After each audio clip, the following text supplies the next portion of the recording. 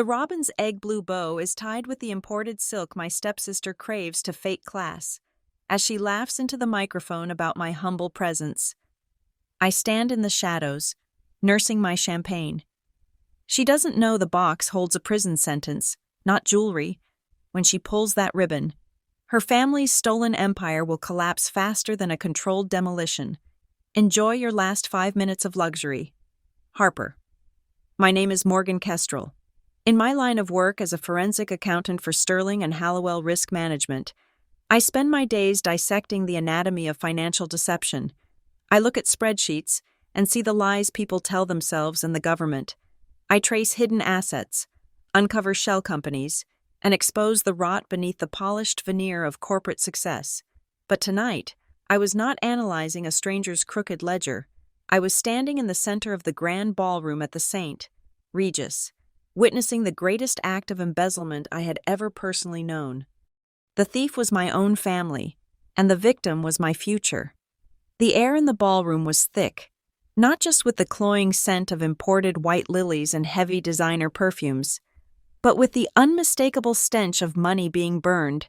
It was my stepsister Harper's 25th birthday. To the casual observer, the scene was a triumph of high society elegance.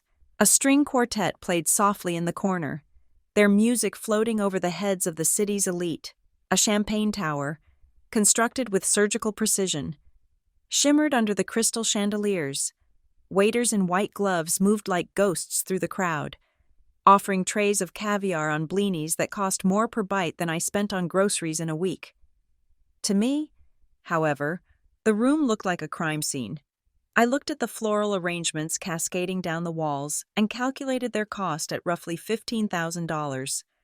I glanced at the open bar, stocked with top-shelf liquor, and estimated a tab running north of $20,000 for the evening alone. Every silk napkin, every crystal goblet, every sequin on the guests' gowns was a line item on a balance sheet that was bleeding red ink. It was a facade of prosperity built on a foundation of theft. I had arrived 20 minutes late, a deliberate choice to minimize the time I had to spend breathing the same air as them. The valet had looked at my car with distinct disdain. It was a 10-year-old sedan with a dent in the rear bumper and an engine that rattled when it idled. It was the kind of car a struggling student drove, not the daughter of Robert Kestrel. I had handed him the keys with a polite nod, ignoring the way he wrinkled his nose, and walked through the gilded revolving doors. My reflection in the lobby mirror had offered a sharp contrast to the women gliding past me. I was wearing a simple black dress I had bought off the rack at a department store clearance sale 3 years ago. It was clean and pressed, but the fabric lacked the luster of the silk and satin surrounding me. I wore no jewelry other than a small, inexpensive watch. I looked like what I was supposed to be: the poor relation, the failure, the one who had squandered her potential while her brilliant stepsister soared. I made my way toward the bar, keeping my head down, but Elise found me before I could even order a soda water. My stepmother materialized out of the crowd like a shark sensing blood in the water. She was wearing a silver gown that clung to her surgically maintained figure, diamonds dripping from her ears and neck. They were new diamonds. I noted the clarity and the cut from 5 feet away. "Morgan," she said, her voice a perfect modulation of warmth that did not reach her eyes. She leaned in to air-kiss my cheek, ensuring her skin did not actually touch mine. "I was beginning to worry you wouldn't make it. The traffic in the city can be dreadful, especially for older vehicles. I am here, Elise," I said, keeping my voice neutral. "Happy birthday to Harper." She scanned my outfit, her gaze lingering on the slightly frayed hem of my dress for a fraction of a second too long. It was a microscopic movement, but I caught it. Elise specialized in microaggressions. "It is good you came," she said, lowering her voice to a conspiratorial whisper. "Just do me a small favor. Darling, try not to stand too close to the VIP section near the stage. We have some investors for Harper's fashion line here tonight, and we want to maintain a certain aesthetic. You understand, don't you?" "Of course," I said. "I wouldn't want to devalue the brand." She patted my arm, her nails digging in slightly. "You are so understanding. There is plenty of food at the buffet near the back. Go enjoy yourself." She turned and floated away, greeting a local senator with a laugh that sounded like breaking glass. I watched her go, feeling the familiar cold anger pooling in my stomach. She treated me like an embarrassing stain on the family carpet, something to be hidden behind the furniture. I retreated to a pillar in the shadows, clutching my small clutch bag and the gift box I had brought. From my vantage point, I could see my father, Robert. He was standing near the champagne tower, laughing at a joke made by a man in a tuxedo. My father looked handsome in his bespoke suit, the picture of a successful patriarch, but I knew the signs of stress he tried to hide. I saw the way his hand trembled slightly when he lifted his glass. I saw the way his eyes darted around the room, never landing on anything for long. He was paying for all of this, or rather, he was signing the checks, but the money wasn't his, and it certainly wasn't Elise's. He turned his head and our eyes met across the crowded room. For a heartbeat, I saw a flicker of something in his expression. Shame? Regret? Fear? It vanished as quickly as it appeared. He looked away, pretending to adjust his cufflinks, and turned his back to me. That was Robert Kestrel in a nutshell. He would rather drown in denial than face the daughter he had failed. A commotion near the stage drew the room's attention. Harper had arrived. My stepsister made her entrance like royalty. She was wearing a custom-made haute couture gown, a shimmering confection of gold and cream that I knew, for a fact, cost $12,000. She had posted the fitting on her social media story 2 weeks ago. She moved with the confident swagger of someone who had never heard the word no in her life. She took the microphone from the MC, her face flushed with excitement and expensive champagne. "Thank you all for coming," she squealed, her voice amplified through the high-end sound system. "It means the world to me to have all my favorite people here to celebrate not just my birthday, but the incredible first year of Harper Kestrel Designs." The crowd applauded. I took a sip of my drink to wash down the bile rising in my throat. Harper Kestrel Designs was a joke. As a forensic accountant, I had done my own quiet due diligence. The business had not made a single dollar of profit. It was a black hole of overhead costs, unsold inventory, and vanity marketing. She was burning through cash at a rate of $15,000 a month just to keep the lights on and the Instagram feed pretty. "My parents have been so supportive," Harper continued, gesturing to Elise and Robert. "They believed in my vision when no one else did. They invested in me because they knew I was building an empire." The guests oohed and awed. I overheard a conversation between 2 women standing near me. They were draped in furs, holding martini glasses. "Harper really is a dynamo, isn't she?" one woman said. "So young and already running a company. Unlike the other one," the second woman replied, lowering her voice but not enough. "The older sister, what is her name? Morgan? I heard she is working some dreary desk job, barely makes ends meet. Such a disappointment compared to Harper." "Well, you know how it goes." The first woman sniffed. "Some people have the drive, and some people just drift. I heard she blew through her inheritance years ago on bad choices." I tightened my grip on the small box in my hand until my knuckles turned white. The narrative Elise had spun was efficient and pervasive. In their version of the story, I was the prodigal daughter, the screw-up who had wasted her potential and her money, forcing the family to cut me off for my own good. The truth was a cold, hard number, $990,000. That was the amount my grandmother, Eleanor, had left in a trust for me. It was meant to be my safety net, my seed money for a house, my freedom. It was the accumulation of a lifetime of her hard work and shrewd saving. She had explicitly excluded my father from controlling it, knowing his weakness, but she hadn't accounted for the cunning of his new wife or the extent of his own spinal fluidity. I closed my eyes for a second, seeing the bank statement I had uncovered 3 years ago. Balance? $14. The theft hadn't been violent. It had been a slow, bureaucratic bleeding, a forged signature here, a power of attorney there, a transfer justified as family investment. They had drained it all. They had eaten my grandmother's legacy. They drank it in vintage wines, wore it in Italian silks, and drove it in German sports cars. And now, they stood there, basking in the admiration of their peers, using the last dregs of my birthright to throw a party that cost more than my annual salary. And now, the MC's voice boomed, interrupting my dark reverie, "It is time for the gifts." This was the part of the evening Harper loved most. It wasn't about the gifts themselves. It was about the display. It was a ritual of dominance. Guests would bring forward their offerings: designer handbags, jewelry, keys to vacation homes, and Harper would shriek with delight, validating the giver's status. I watched as a stream of wealthy family friends paraded up to the stage. Harper opened box after box, feigning surprise at items she had likely picked out herself: a diamond tennis bracelet, a limited edition handbag, a voucher for a spa retreat in the Maldives. Elise stood by her side, clapping like a proud seal, her eyes scanning the room to ensure everyone was watching. Then, the room grew quiet as the line dwindled. Harper looked around, her eyes landing on me in the back of the room. A cruel smile played on her lips. She whispered something to the MC, who nodded and spoke into the mic. "I believe we have one more special guest. Morgan, would you like to come up?" The spotlight swung through the room, blinding me for a moment before settling on my face. I felt the heat of 300 pairs of eyes on me. This was calculated. They wanted to drag me into the light to contrast my dullness against Harper's brilliance. They wanted to see what the failure had brought.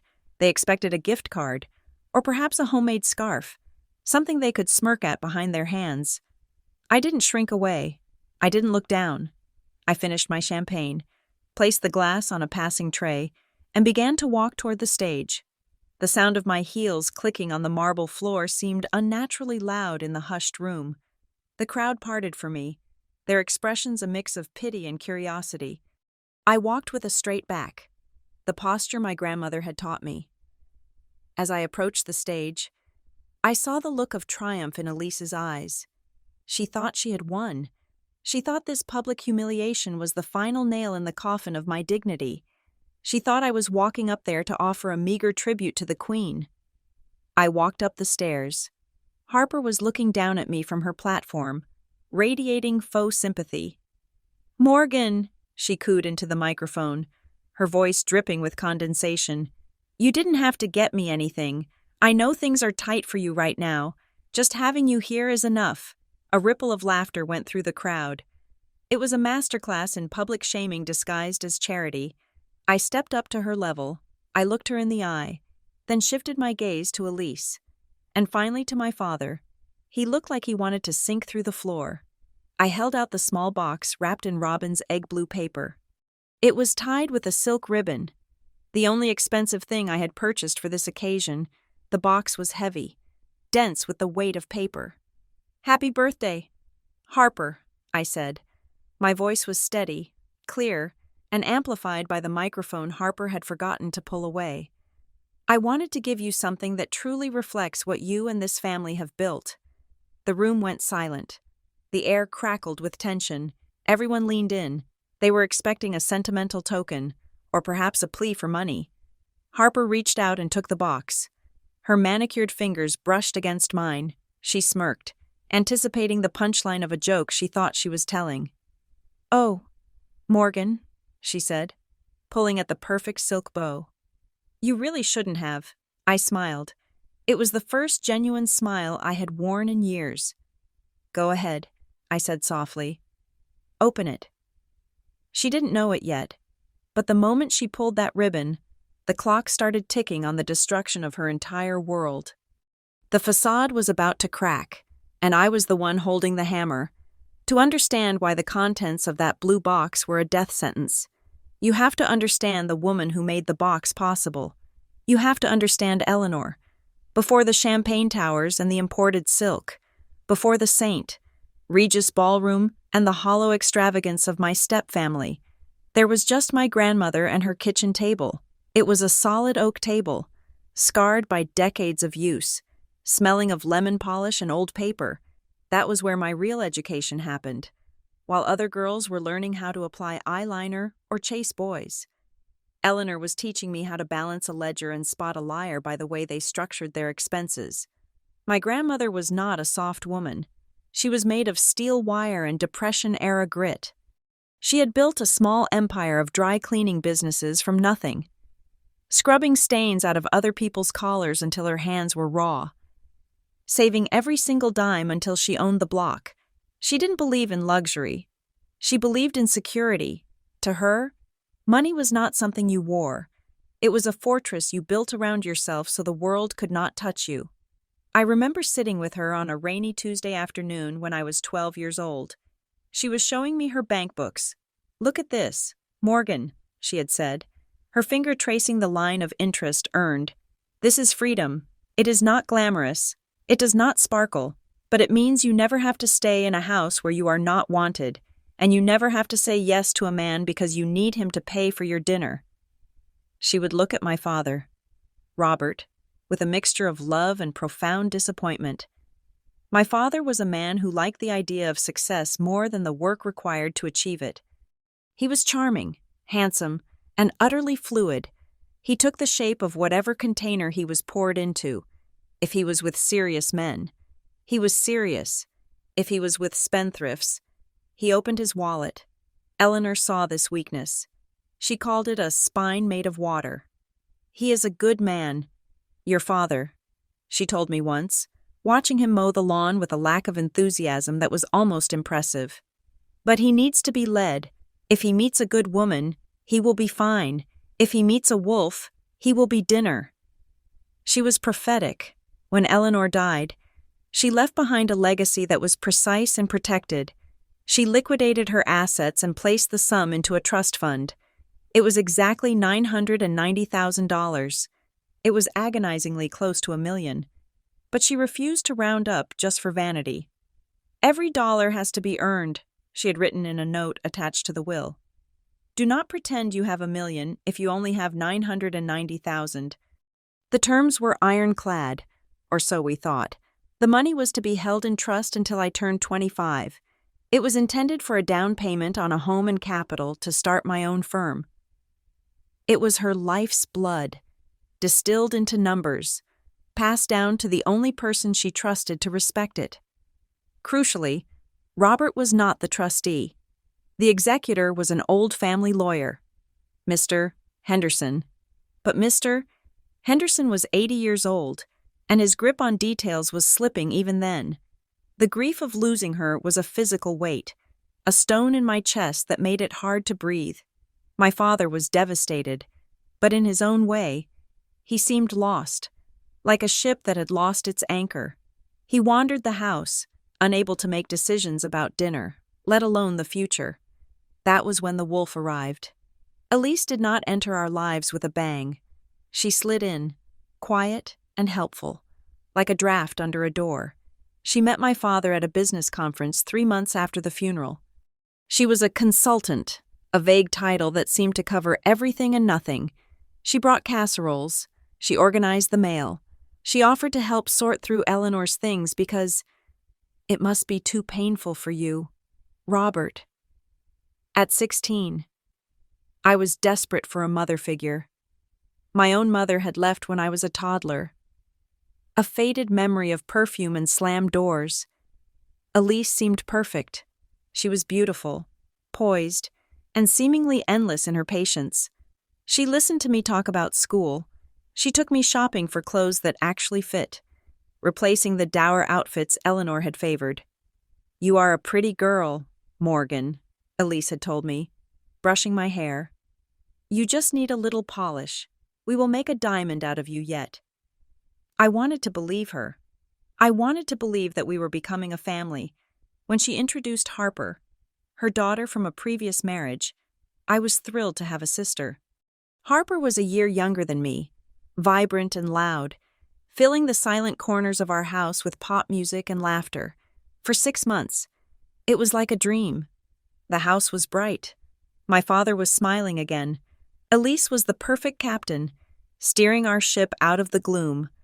But slowly, The dynamic shifted. It was subtle. It started with small comments about how overworked my father was. "Robert, darling, why are you worrying about the utility bills?" Elise would coo, massaging his shoulders. "Let me handle the household accounts. You focus on your big projects." "You are an angel," he would sigh, handing over the checkbook. Then came the redecorating.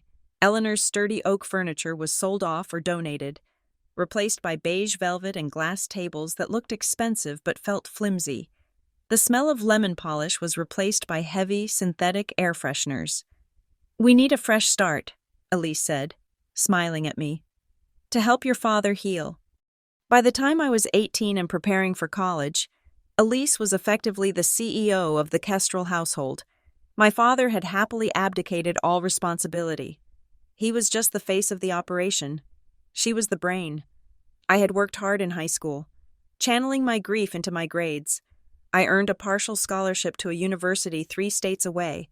I was proud of myself. I wanted to study accounting, to honor Eleanor, the week before I was set to leave. The atmosphere in the house became frantic. Elise was organizing my departure. There were lists, packing boxes, and a constant flurry of activity. One evening, my father called me into his study. The room, which used to smell of his pipe tobacco and old books, now smelled of Elise's cloying vanilla candles. He was sitting behind his desk, looking harried. A stack of documents sat before him, flagged with sticky notes. Elise was standing by the window, examining her nails. But her presence filled the room. "Morgan, honey," my father said, shuffling the papers. "We need to get some paperwork out of the way before you head off to campus. Just standard procedural things." "What kind of things?" I asked, sitting in the leather chair opposite him. "Oh, you know," Elise chimed in, turning around with a warm smile. "Insurance forms, medical proxies, in case you get sick at school, some banking authorizations so we can send you money for books and rent. Boring adult stuff." My father pushed the stack toward me. "It is just to make sure we can take care of you while you are away. You know how strict the privacy laws are these days. If you ended up in the hospital, we wouldn't even be able to talk to the doctors without these." I looked at the papers. There were dozens of pages. The text was dense, single-spaced legalese. I saw words like power of attorney, asset management, and trustee reassignment. I hesitated. A voice in the back of my head, sounding very much like Eleanor, whispered, "Read it. Read every line." "Dad," I said, picking up a pen. "Should I read these through?" My father let out a short, nervous laugh. "Morgan, it would take you all night. It is just boilerplate, standard forms the lawyer sent over." "We are trying to protect you, sweetie," Elise said, her voice dropping to that comforting maternal register she had perfected. "We just want to make sure you are safe and covered. Don't you trust us?" She put a hand on my father's shoulder. He looked at her, then at me. His eyes were pleading. He just wanted it done. He wanted the tension to go away. He wanted to go back to his comfortable life where Elise handled the messy details. "Come on, kiddo," he said softly. "Elise has spent all day getting this ready for you. Let's not make a federal case out of it." The guilt trip was subtle but effective. I was the difficult one. I was the one slowing everyone down. I was the one questioning their love. I looked at my father. I saw the man my grandmother had loved and worried about. I saw the only parent I had left. I thought about how happy he had been lately, how Elise had saved him from his grief. I ignored Eleanor's voice. I uncapped the pen. "Okay," I said. "Where do I sign?" Elise moved instantly, flipping the pages for me, pointing to the lines marked with X. "Here," she said, "and here, an initial here. Good girl." I signed my name over and over again, Morgan Kestrel, Morgan Kestrel, Morgan Kestrel, with every stroke of the pen. I was signing away my future. I was unlocking the fortress Eleanor had built. I was handing the keys to the wolf, and I was doing it with a smile because I thought I was being a good daughter. When I finished, my hand cramped. Elise gathered the papers up with terrifying speed. tapping them on the desk to align the edges. "Perfect," she said, beaming. "Now you are all set for school.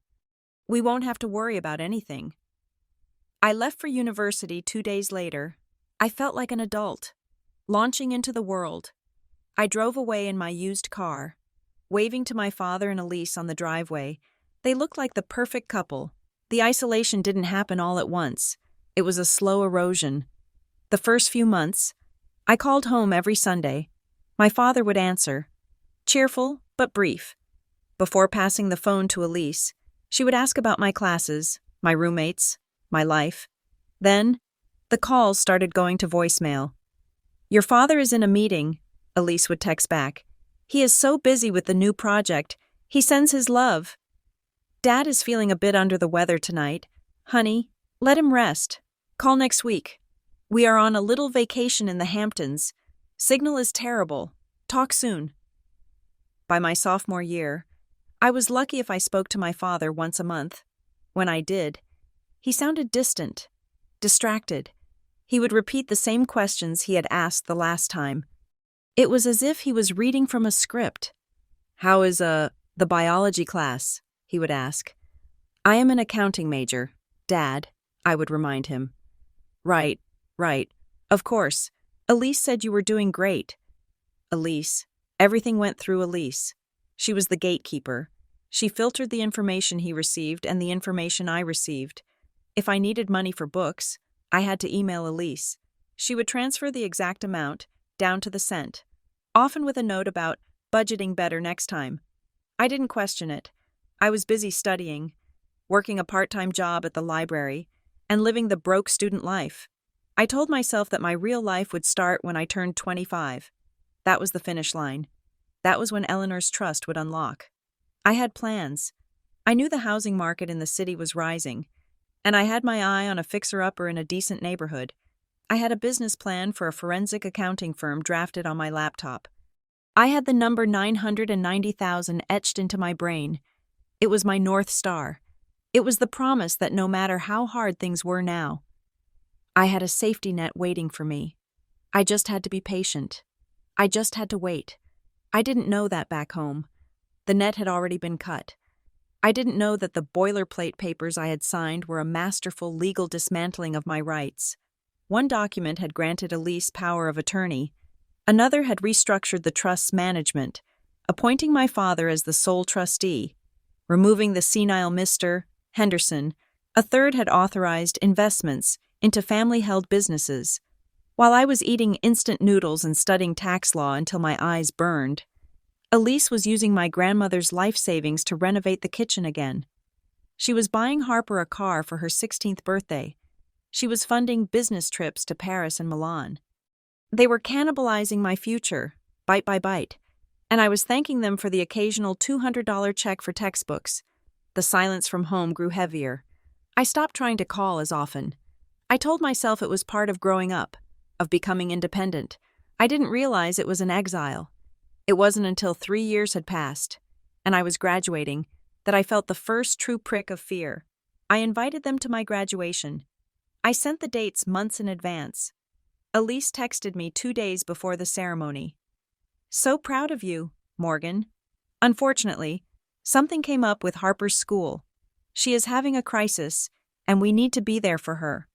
Your father is heartbroken he can't make it, but he knows you understand. Family first."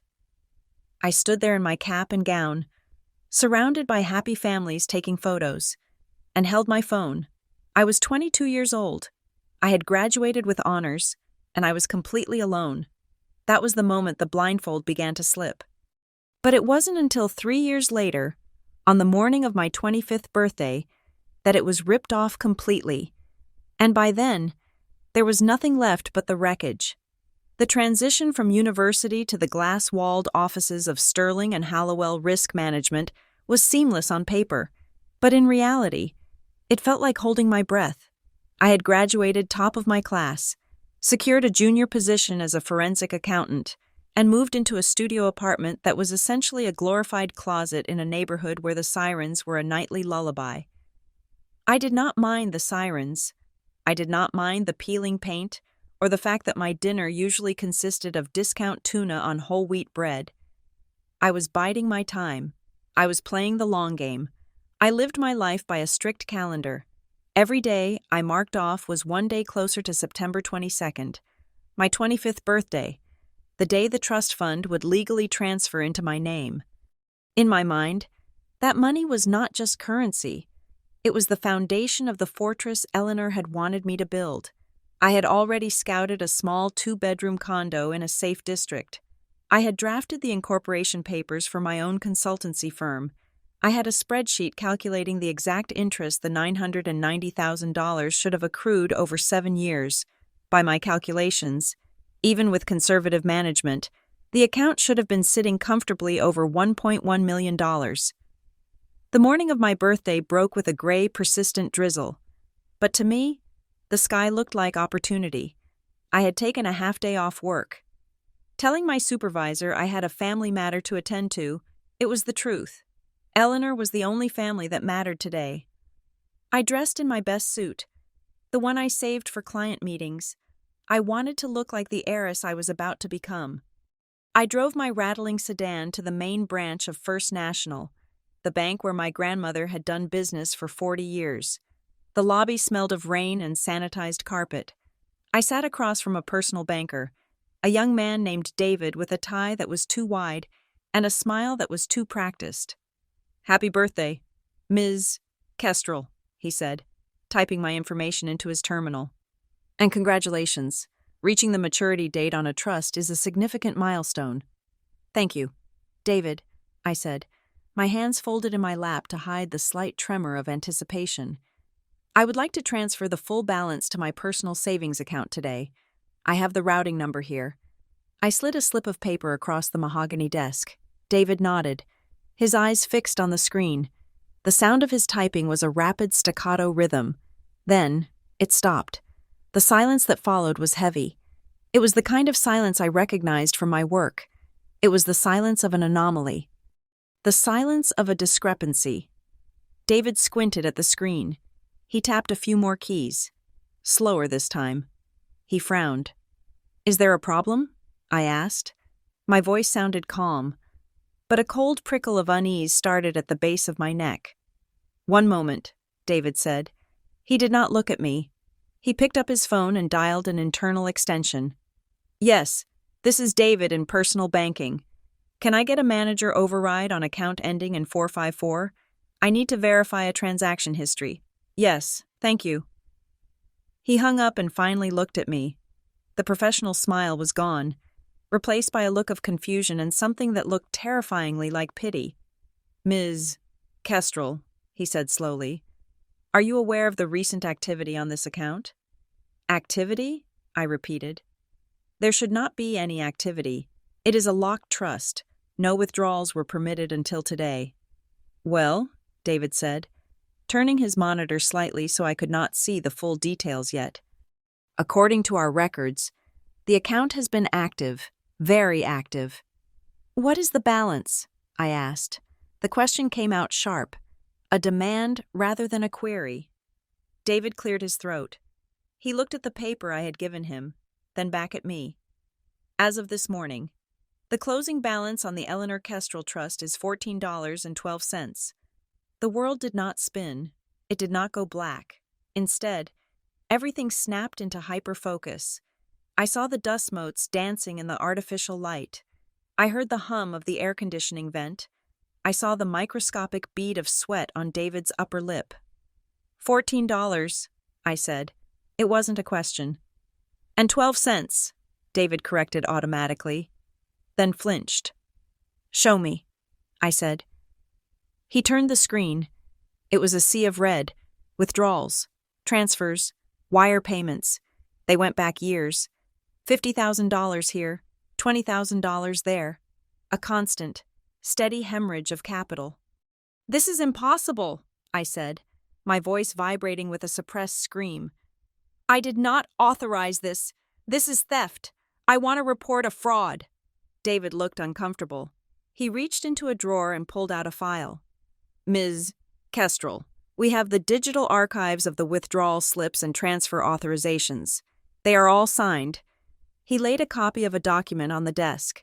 I looked at the signature at the bottom. It was my name. It was my handwriting. The loops on the M, the sharp cross on the T. I stared at it, my mind racing back to that night in my father's study. The stack of papers, the boilerplate forms, the insurance proxies, just standard procedural things. Morgan, to protect you. I felt sick. A physical wave of nausea rolled through me. I hadn't just signed insurance forms. I had signed blank withdrawal slips. I had signed broad powers of attorney that allowed them to act in my name. I had given them the knife, bared my throat, and thanked them for it. "I need copies of everything," I said. My voice was ice. Every single transaction, every slip, every date. I walked out of the bank with a thick manila envelope tucked under my arm. The rain had turned into a downpour. I sat in my car, listening to the water hammer against the roof, and dialed my father's number. He answered on the third ring. "Morgan, happy birthday, kiddo. We were just—" "Where's the money, Dad?" I cut him off. There was a pause on the other end. A long, suffocating pause. I could hear him breathing. "I don't know what you mean," he stammered. His voice had lost its patriarchal boom. He sounded small. $990,000, I said.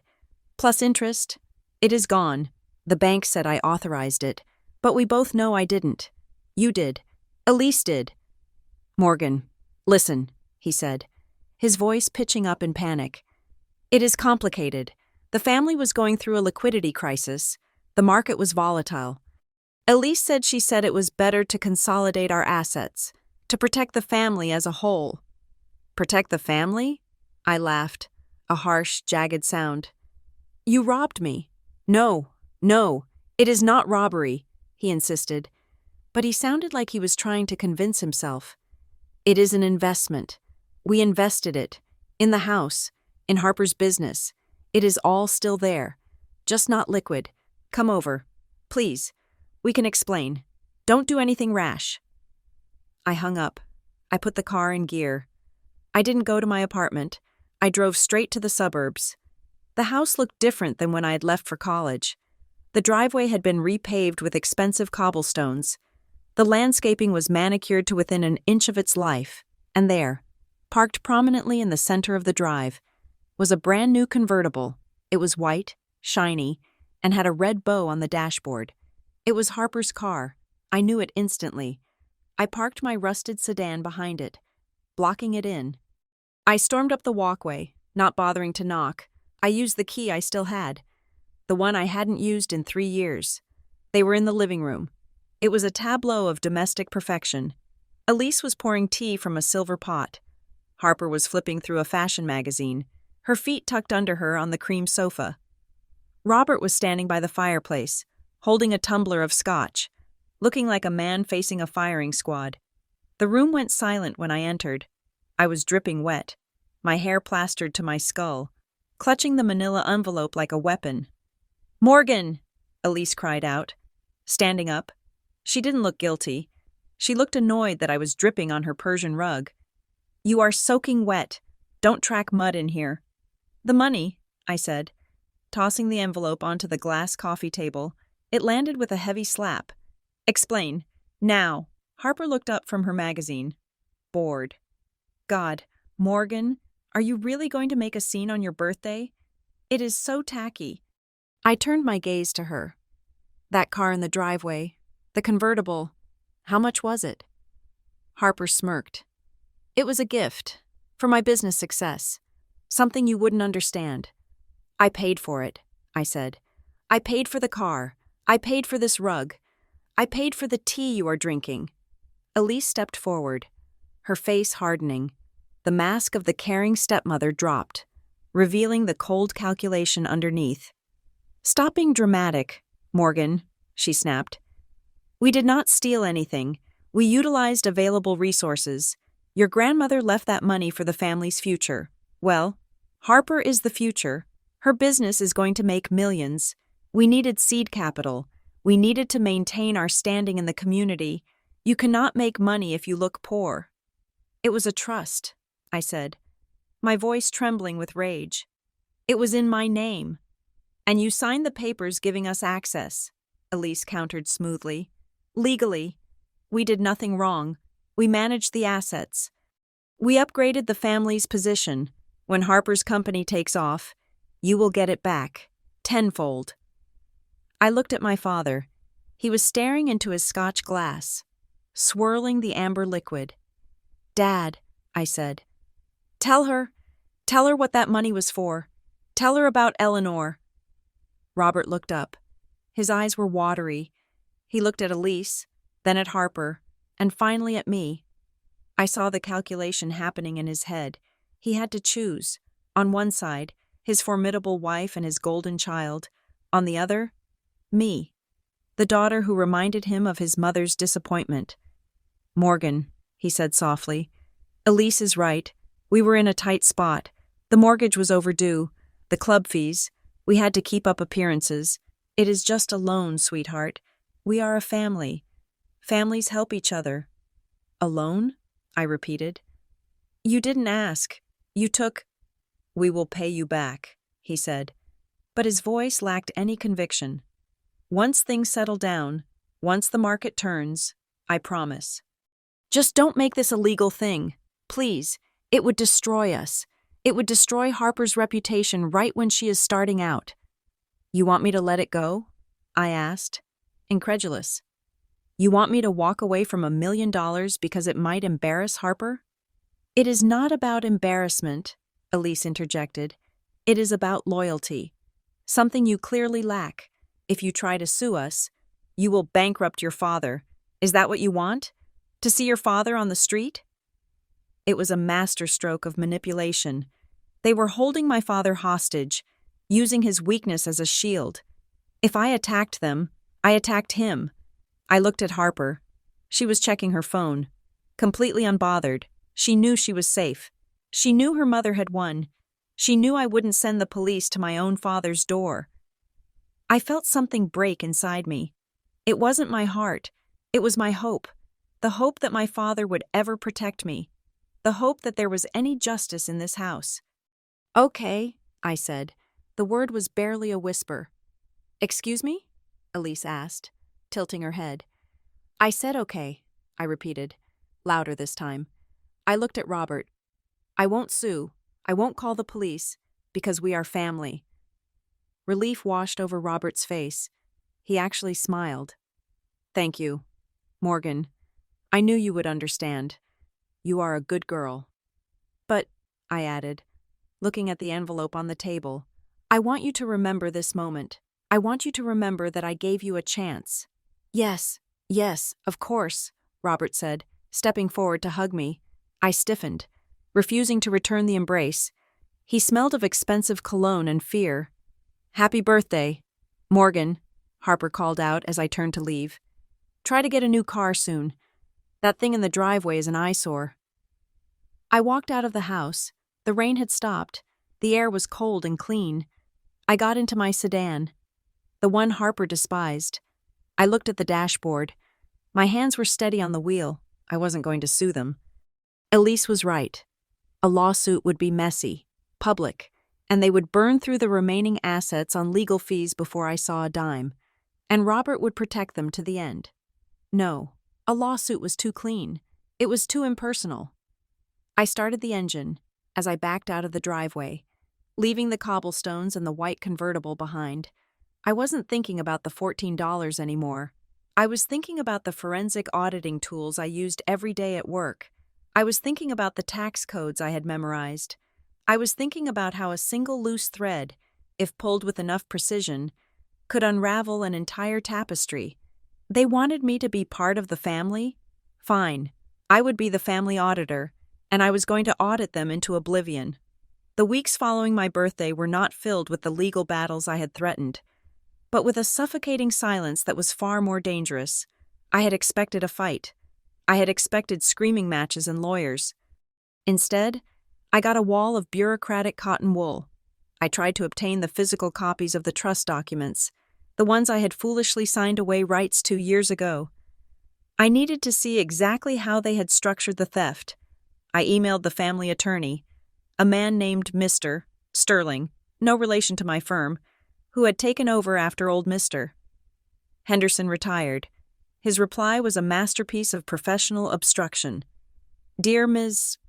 Kestrel, the email read, per the instructions of the primary trustee, your father, all inquiries regarding the family asset portfolio must be directed through Mrs. Elise Kestrel to ensure unified communication. We cannot release partial records at this time due to an ongoing internal audit requested by the family.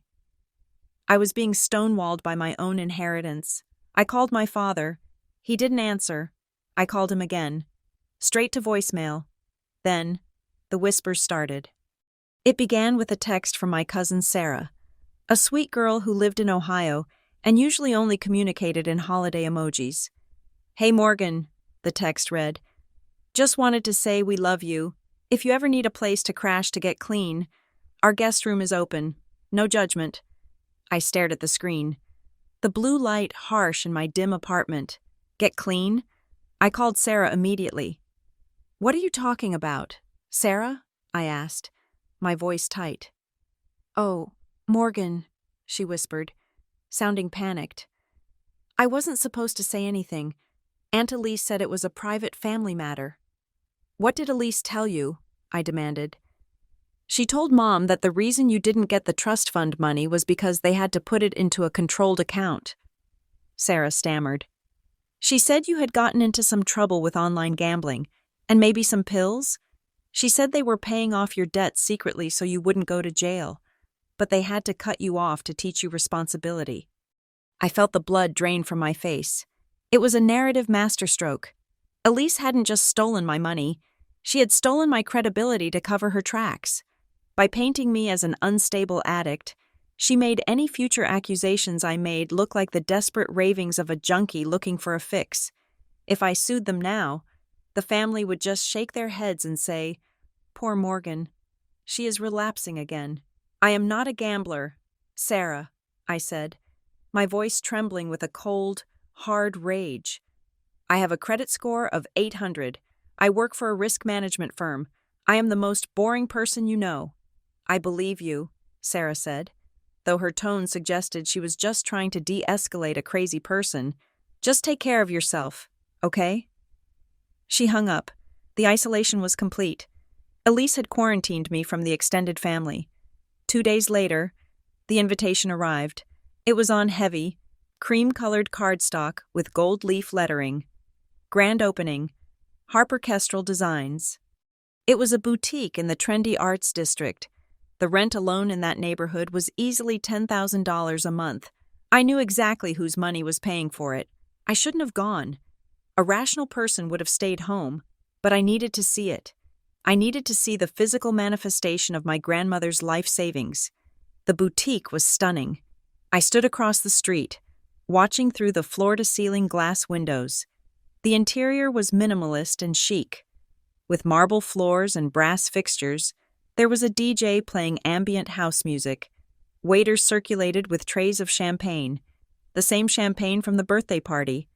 Harper was in the center of it all, wearing a white jumpsuit, holding a pair of giant ceremonial scissors. A local reporter was interviewing her. A camera crew capturing every angle of her triumph. I crossed the street and slipped into the back of the crowd. I wanted to hear the lie. It has been a long journey, Harper was saying into the microphone, striking a humble pose. People see the success, but they don't see the late nights. They don't see the sacrifice. I built this from the ground up. I didn't take a dime of handouts. This is all self-made. The reporter nodded enthusiastically. An inspiration to young entrepreneurs everywhere. And I hear your mother has been your rock? Oh, absolutely, Harper beamed, pulling Elise into the frame. Elise looked radiant, playing the part of the supportive matriarch to perfection. My mother taught me that if you want something, you have to work for it. I felt a laugh bubbling up in my throat. A hysterical, jagged thing. Work for it? They had worked for nothing. They had cannibalized my future to build a shrine to their own vanity. I must have made a sound, or perhaps my stare was just too intense, because Elise looked up. Her eyes locked onto mine across the room. Her smile didn't falter, but her eyes went cold. She whispered something to Harper, then made a beeline for me, weaving through the guests with the grace of a predator. "Morgan," she hissed when she got close enough, keeping her voice low so the nearby guests wouldn't hear. "What are you doing here? You look like a ghost." "I just wanted to see what my tuition money bought," I said, gesturing to the racks of overpriced silk blouses.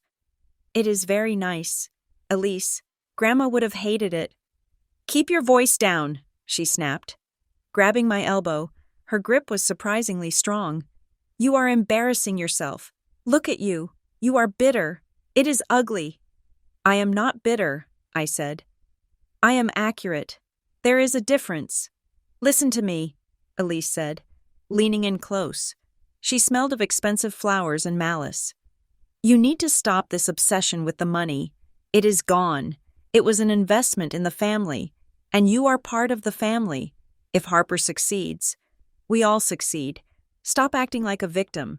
It is pathetic. We did what we had to do to survive." To survive? I looked at the $3,000 handbag on her arm. "You call this survival?" "You don't understand the pressure your father is under," she said, shifting the blame effortlessly. "He needed this. He needed to feel like a provider. If we had let that money sit in a bank account while we lost the house, it would have killed him. We saved him.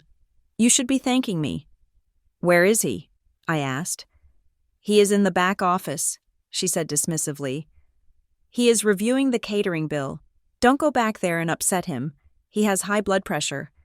I pulled my arm out of her grip. "Watch me." I walked past her, ignoring her hissed command to stop. I found the office at the back of the store. The door was ajar. My father was sitting at a small desk, staring at a stack of invoices. He looked older than he had at the party. The studio lighting out front hid his wrinkles, but back here, under the harsh fluorescent strip light, he looked gray. "Dad," I said. He jumped, knocking a pen off the desk. "Morgan, goodness, you startled me. I didn't know you were coming." He stood up, smoothing his suit jacket, trying to compose himself. "Did you see the store? It is magnificent, isn't it? Harper has such a vision." "Stop it," I said. I closed the door and locked it. The sound of the lock clicking echoed in the small room. "Drop the act. Dad, just for 5 minutes. Be real with me." He slumped back into the chair. "Morgan, please, not today." "Why?" I asked. It was the only question that mattered. "I know Elise is greedy. I know Harper is entitled. I get that. But you? You were the one who told me to sign those papers. You looked me in the eye and told me it was for my protection. Why did you do it?" He wouldn't meet my eyes. He picked up a paperweight and turned it over in his hands. "She was going to leave me," he said. The words were so quiet I almost missed them. "What?" "Elise," he said, his voice cracking.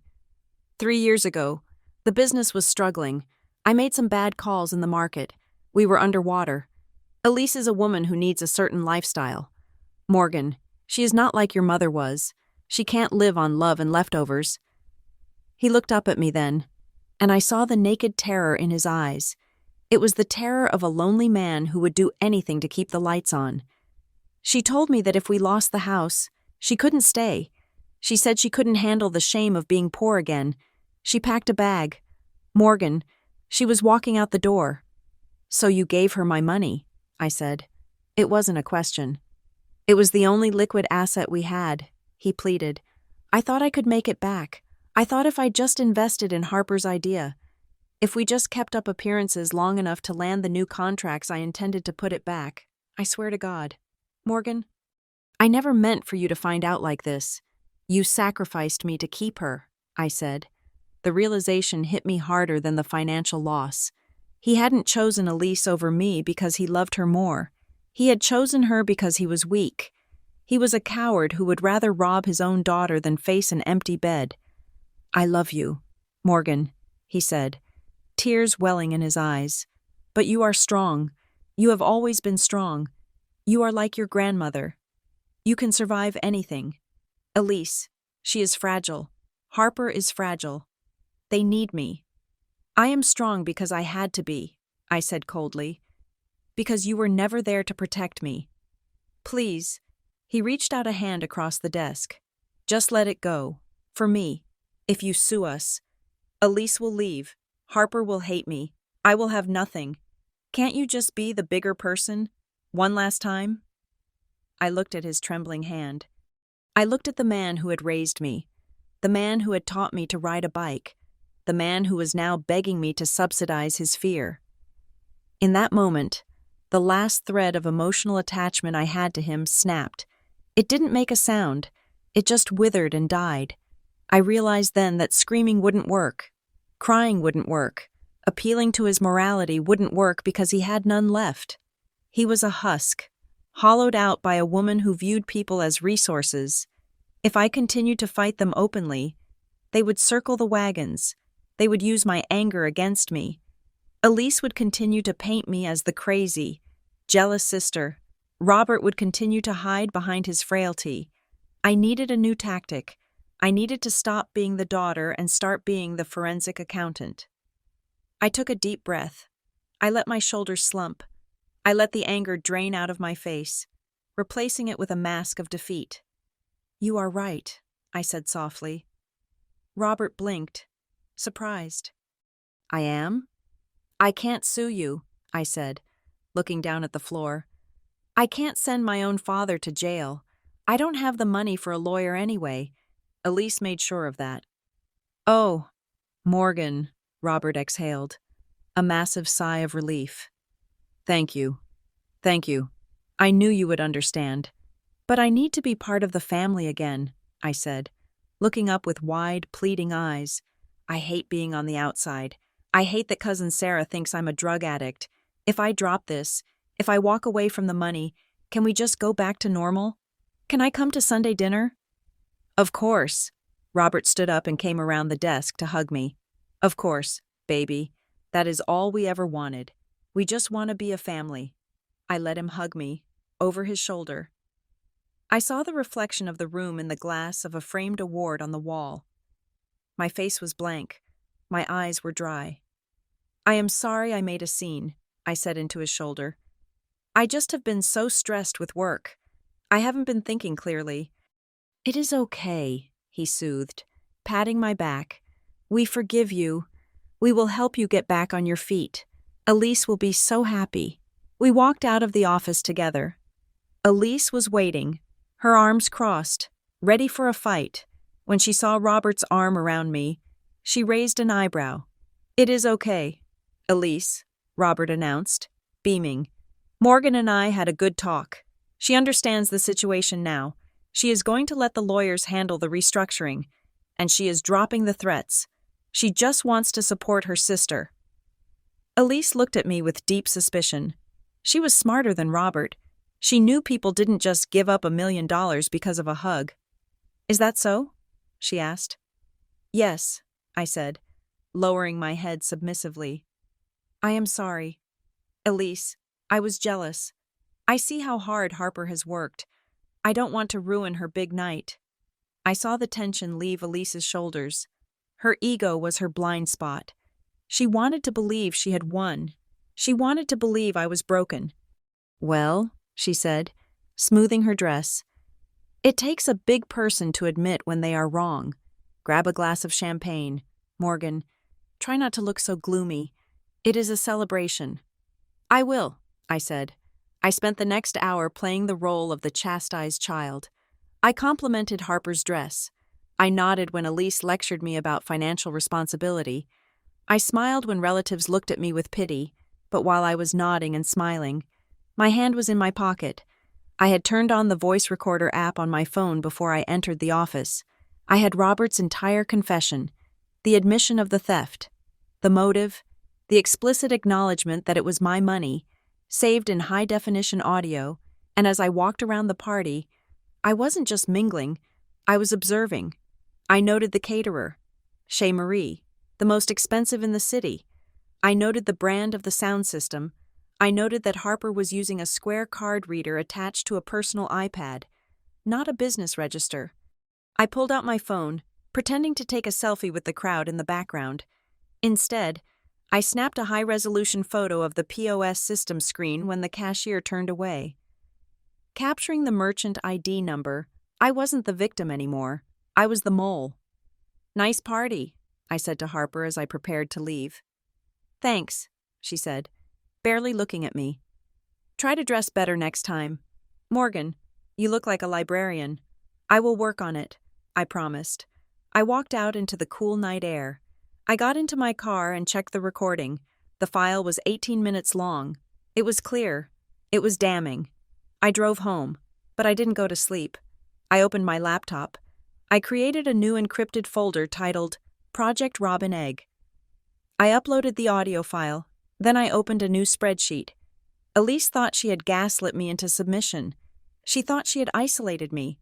She didn't realize that by isolating me, she had removed the only thing that could have saved them, my mercy. I was alone now, and because I was alone, I had nothing left to lose. I cracked my knuckles and started typing. The audit had begun. The office of Sterling and Hallowell Risk Management was quiet at 8 in the evening.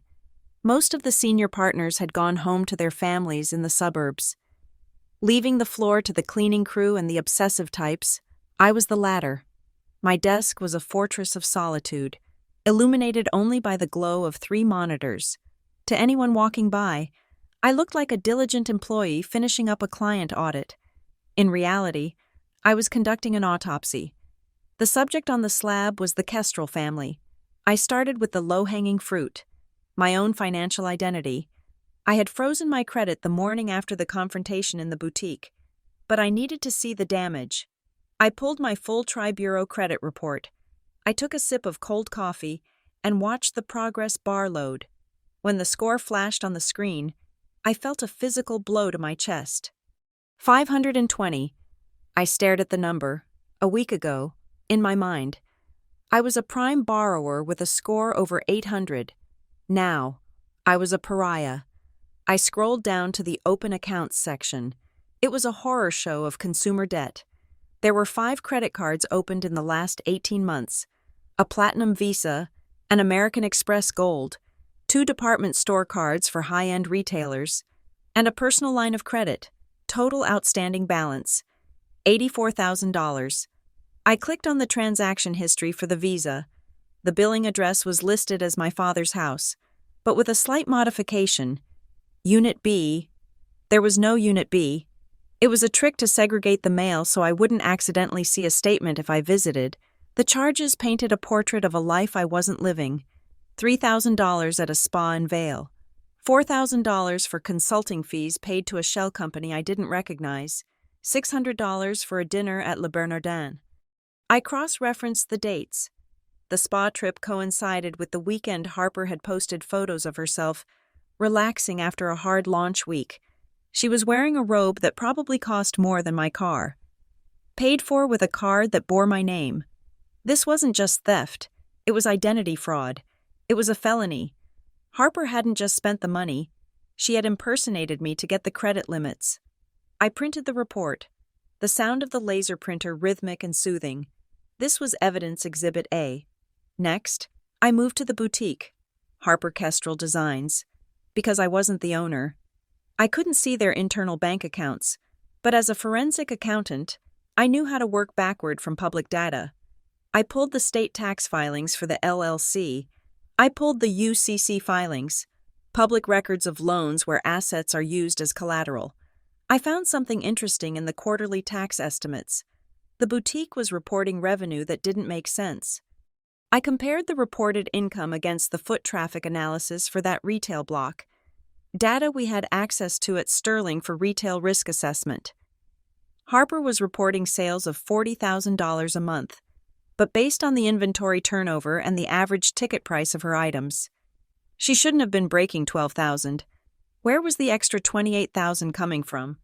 I went back to the bank statements I had forced the teller to give me on my birthday, the ones from the depleted trust fund.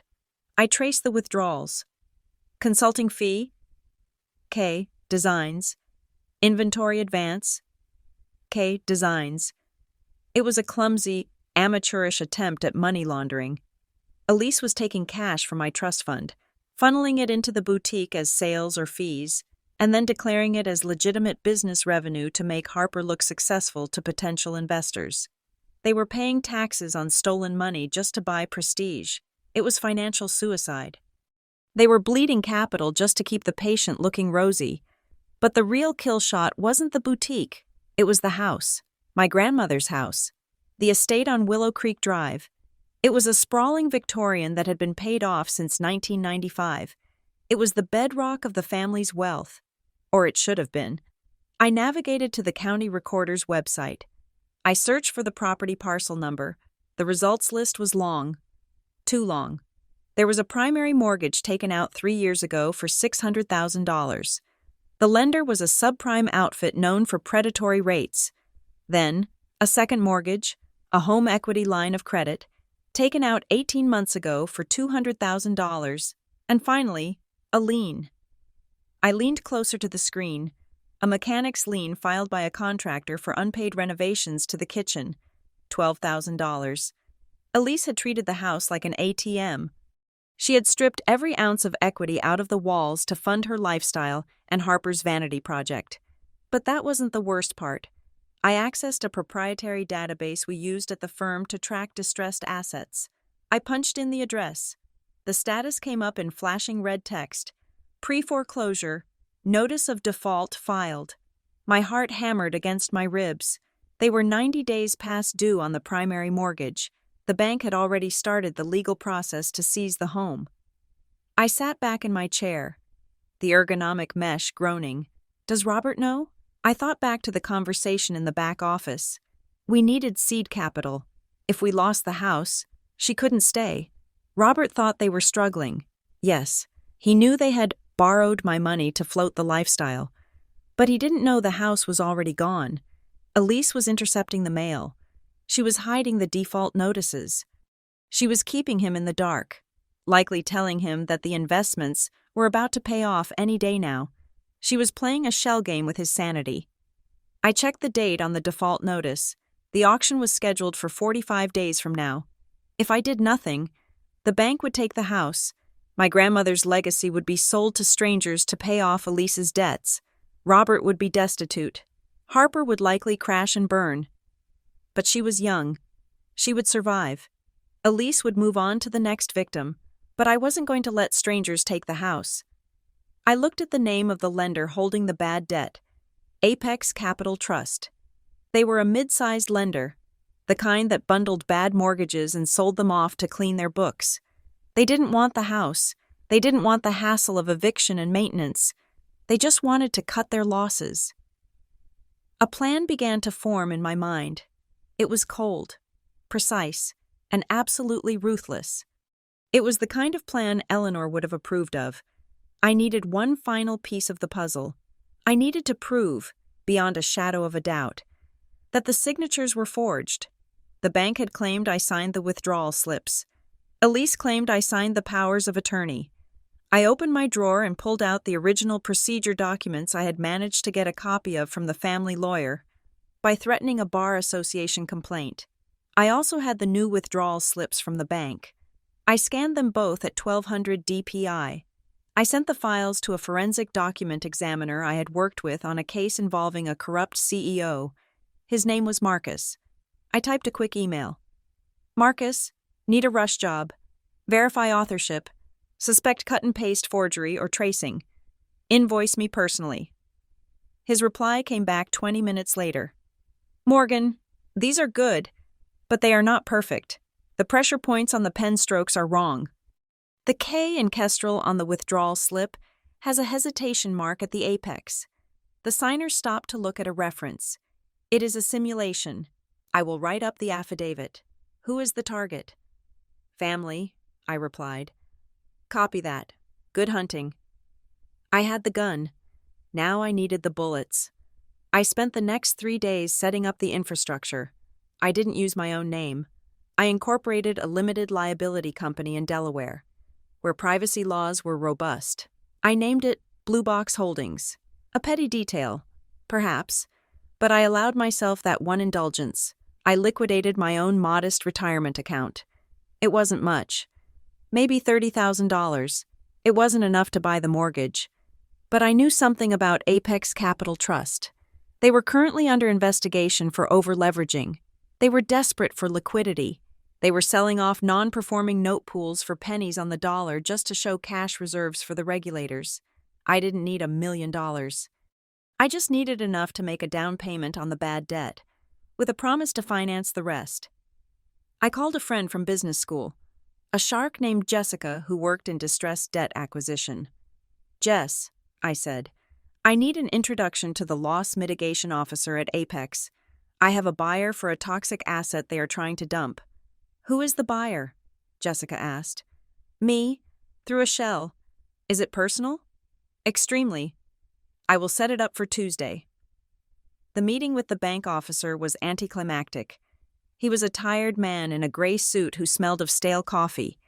He looked at the file for 142 Willow Creek Drive with disdain. To him, it wasn't a Victorian masterpiece full of memories. It was a non-performing asset dragging down his quarterly bonus. "The borrower is 3 months behind," he said, tapping the file. "We have initiated foreclosure, but the legal fees in this state are a nightmare. The occupant is litigious." He meant Elise. She had probably been threatening them with countersuits every time they called. "Blue Box Holdings is prepared to purchase the note," I said, sliding a term sheet across the table. "We will take the assignment of the mortgage. We will handle the foreclosure. You get the bad debt off your books today.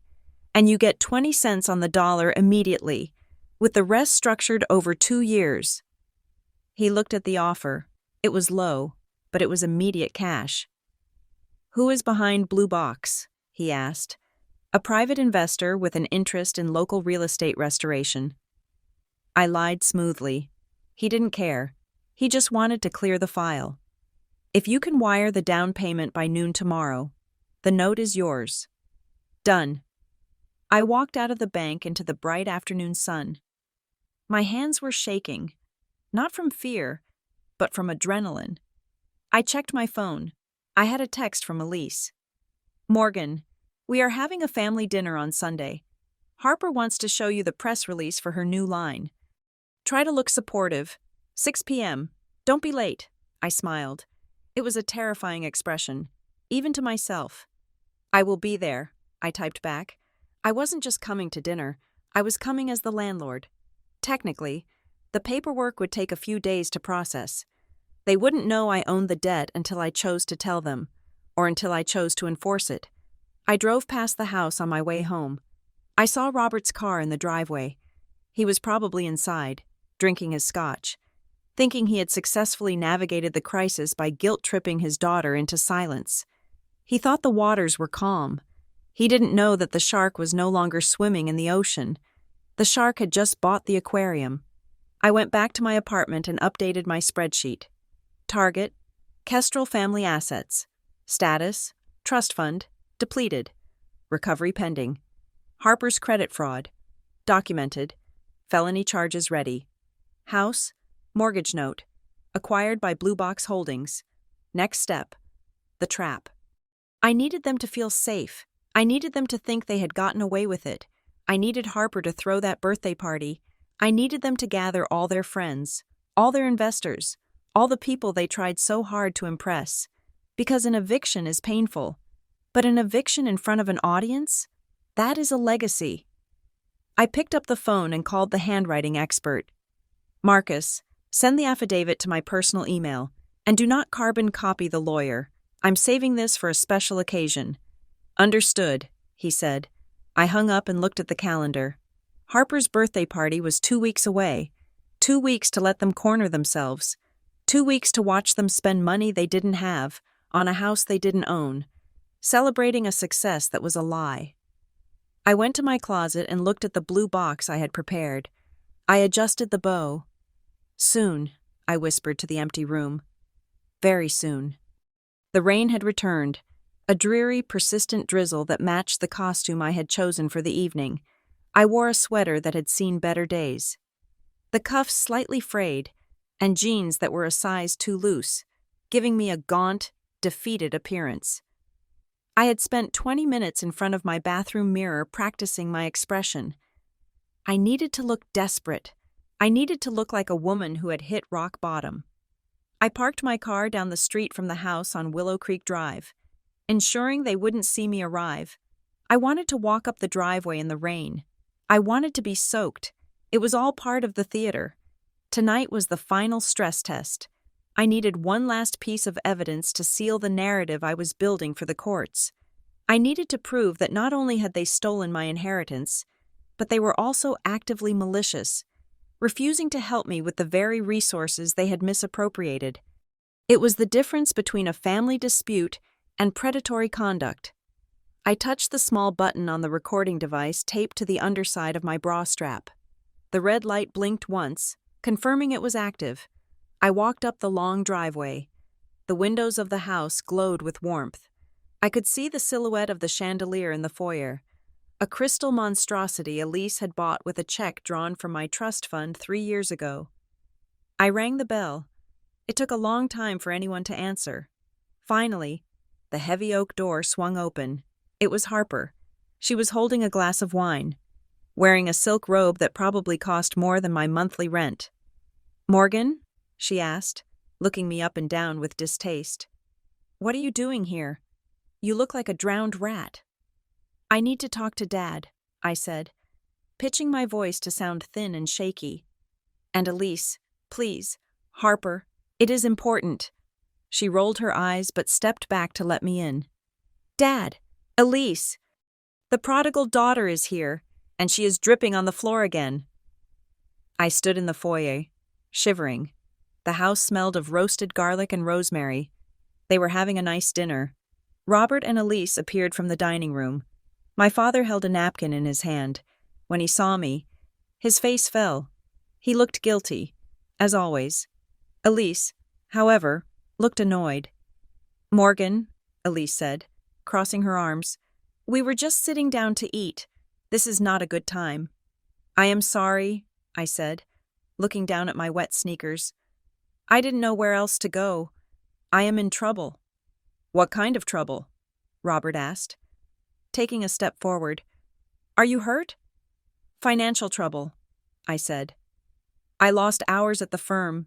My landlord is threatening to evict me. He says if I don't come up with $5,000 by Friday, he is putting my things on the street." I looked up at them, letting tears well up in my eyes. It wasn't hard. I just had to think about the $14 in my bank account on my birthday. $5,000? Elise scoffed. "That is a lot of money. Morgan." "I know," I pleaded. "But you guys have the business, the house. I just need a loan. I will pay it back. I promise. I just can't be homeless. Please, it is my money anyway, isn't it? Just a small part of it?" The room went silent. The reference to my money made Elise's eyes narrow. She walked over to me, her heels clicking sharply on the marble. "Let's get one thing straight," she said, her voice dropping to a venomous whisper. "That money is gone. It was invested, and frankly, seeing you here, begging like a beggar, just proves we were right to take control of it. You obviously cannot manage your own life." "I am working 2 jobs," I lied. "I am trying. Please, Elise, Dad, just 5,000. I will sign whatever you want." I looked at my father. He was staring at the floor, twisting the napkin in his hands. "Dad?" I whispered. "Please." Robert looked up. He looked at Elise, gauging her reaction. He saw the hard line of her jaw. He saw the warning in her eyes. "Morgan," he said, his voice weak, 5,000 is a lot right now. We have cash flow issues with the store opening next week. We are tied up." "Tied up?" I gestured to the house. "You live in a mansion, you drive luxury cars, and you can't help your daughter with rent?" "It is not about ability," Harper chimed in from the stairs, leaning against the banister. "It is about principle. If we bail you out, you will never learn. You are 25. Morgan, figure it out." "Harper is right," Elise said. She reached into her pocket and pulled out a money clip. She peeled off a few bills and threw them at me. They fluttered to the floor. landing in a puddle of rainwater dripping from my coat. I looked down. It was $300. "Take that and get some groceries," Elise said dismissively. "And consider this a lesson in financial management. Maybe if you spent less time feeling sorry for yourself and more time working, you wouldn't be in this mess." I stood there, looking at the bills on the floor. $300, a fraction of what they had stolen, and they had thrown it at me like I was a stray dog. "Is that it?" I asked, looking at Robert. "That is all you have to say?" He couldn't even look at me. "I am sorry, Morgan. You should listen to Elise. She knows best about these things." The silence that followed was heavy and final. In that moment, watching my father cower before his wife while his daughter stood soaking wet and begging, the last ember of affection I held for him died. It didn't flicker out. It was stomped out. I knelt down and picked up the bills. I needed them to see me do it. I needed them to see my submission. "Thank you," I whispered. "Thank you for the help."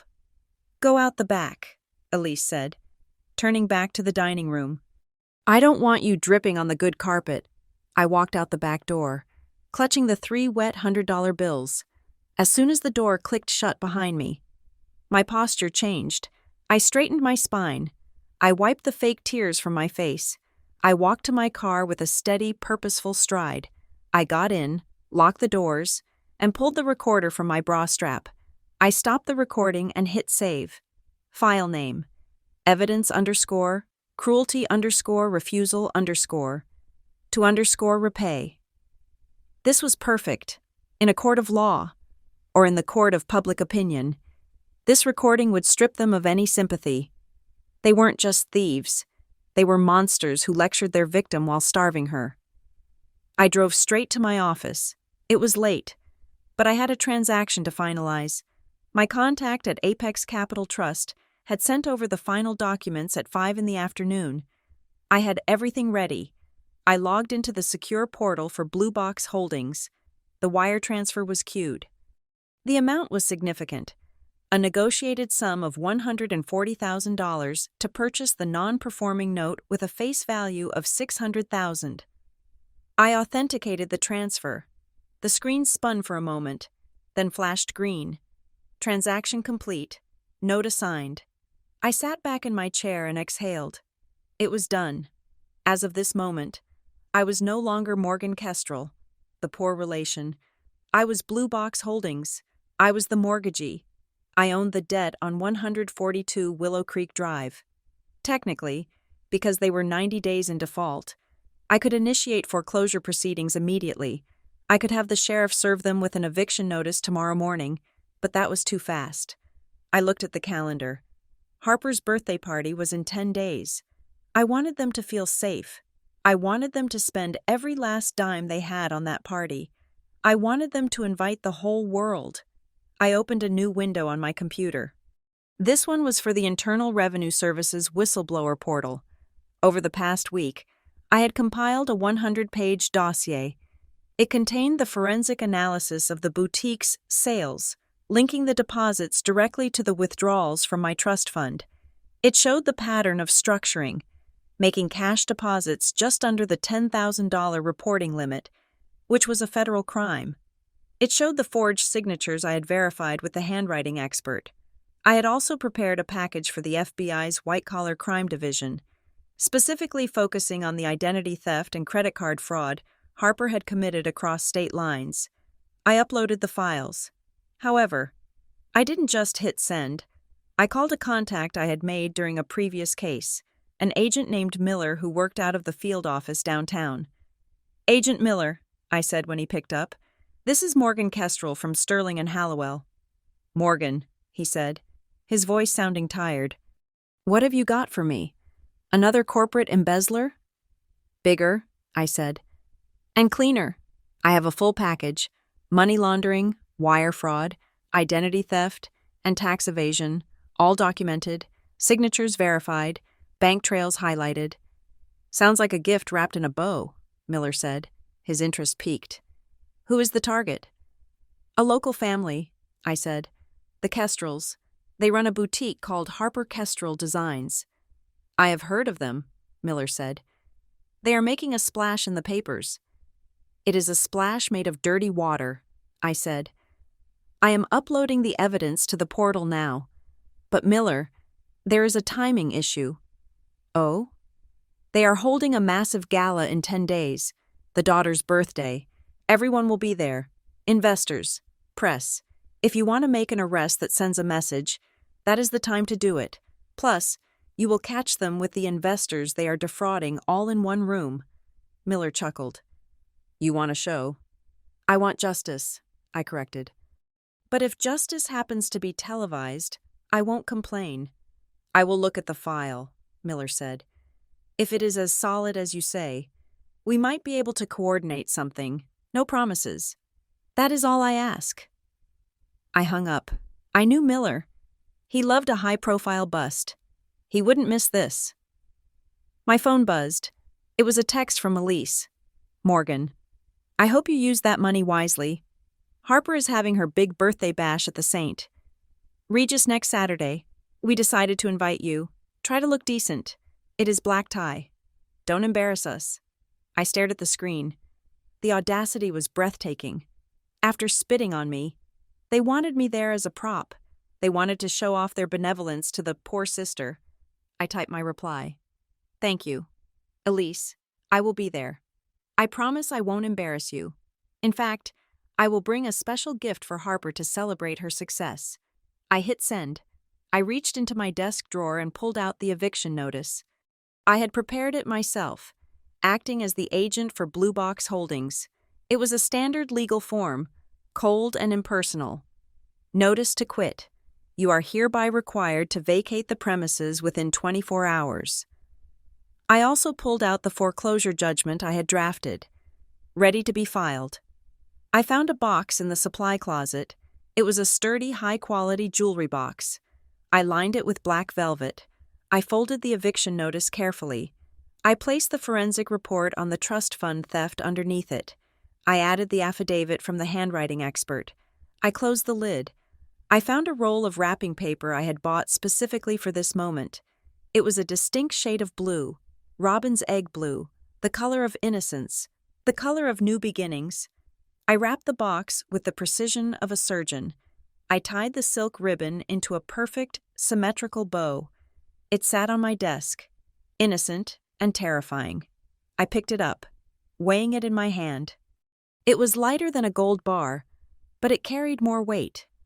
Happy birthday, Harper, I whispered to the empty office. The trap was not just set. The jaws were already closing. They just wouldn't feel the teeth until the music stopped. I went home to my small apartment. I didn't sleep well. But for the first time in years, it wasn't because of anxiety, it was because of anticipation. I lay in bed, listening to the sirens outside, and imagined the silence that would fall over the ballroom when Harper opened that box. I imagined my father's face. I imagined Elise's scream. And finally, I slept. The sleep of the righteous. The spotlight was hot, a physical weight pressing down on my shoulders. But I did not sweat. My blood ran too cold for that. I stood center stage at the Saint. Regis, the robin's egg blue box resting in my palms like a holy relic. Below me, the faces of 300 of the city's elite were upturned, a sea of diamonds, tuxedos, and judgmental smirks. They were waiting for the punchline. They were waiting for the poor, dowdy sister to present her pathetic offering to the golden child. Harper stood opposite me, vibrating with the adrenaline of adoration. She reached out, her fingers manicured into sharp, red talons, and took the box. She did not even look at me. She played to the crowd, flashing a dazzling, practiced smile that didn't reach her eyes. "Oh, Morgan," she purred into her handheld microphone, the sound crisp and devoid of warmth. "You really shouldn't have. I know how much you struggle. This must have cost you a week's wages." A ripple of cruel laughter moved through the room.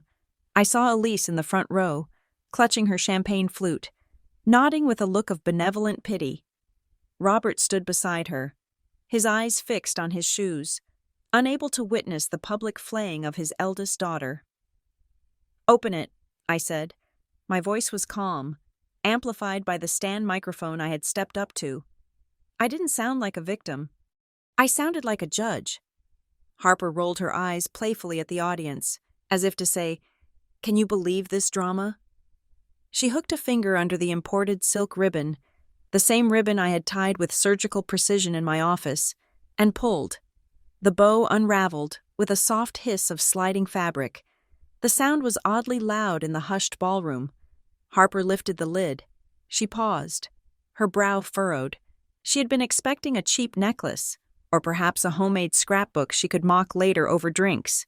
Instead, she was staring at a dense stack of documents, clipped together with a heavy metal binder clip. She reached in and pulled out the top document. It wasn't a card. It was a piece of legal stationery, heavy and authoritative, with a red stamp in the upper right corner. "What is this?" Harper asked, her voice losing its polished lilt. She squinted at the text under the harsh stage lights. "A joke?" "Read the header." "Harper," I said. I leaned closer to the mic. "Read it out loud so everyone can appreciate the gift." Harper hesitated, looking confusingly at the bold, capitalized text at the center of the page. "Notice to quit," she read, her voice wavering slightly. She scanned down the page. "You are hereby required to vacate the premises known as 142 Willow Creek Drive within 24 hours." She looked up, a nervous laugh bubbling out of her. "What the hell is this? Is this a prank? You are evicting us?" The crowd murmured. People shifted in their seats. This wasn't the script. This wasn't the humiliation of Morgan Kestrel they had been promised. "It is not a prank," I said, my voice steady and cutting through the confusion. "It is a legal order, as of yesterday afternoon. The mortgage note on the house was acquired by a private holding company due to 90 days of non-payment. That company is Blue Box Holdings." I pointed to the box in her hand. "Happy birthday. Harper, I am your new landlord." Elise moved then. It was a sudden, violent motion. She set her glass down on a waiter's tray with a crash that sent champagne spilling onto the floor and stormed up the stairs to the stage. She looked like a fury in sequins. "Give me that!" she snarled, snatching the papers from Harper's hand. She scanned them frantically, her eyes darting back and forth. I watched her face transform. I watched the arrogance drain away, replaced by the pale, sick look of someone who realizes the ground beneath them has turned to quicksand. "This is impossible," Elise hissed, forgetting the microphone was picking up every breath. "You bought the debt? With what money? You have nothing. You are a beggar." "Turn the page." "Elise," I said cold. "The second document is more interesting."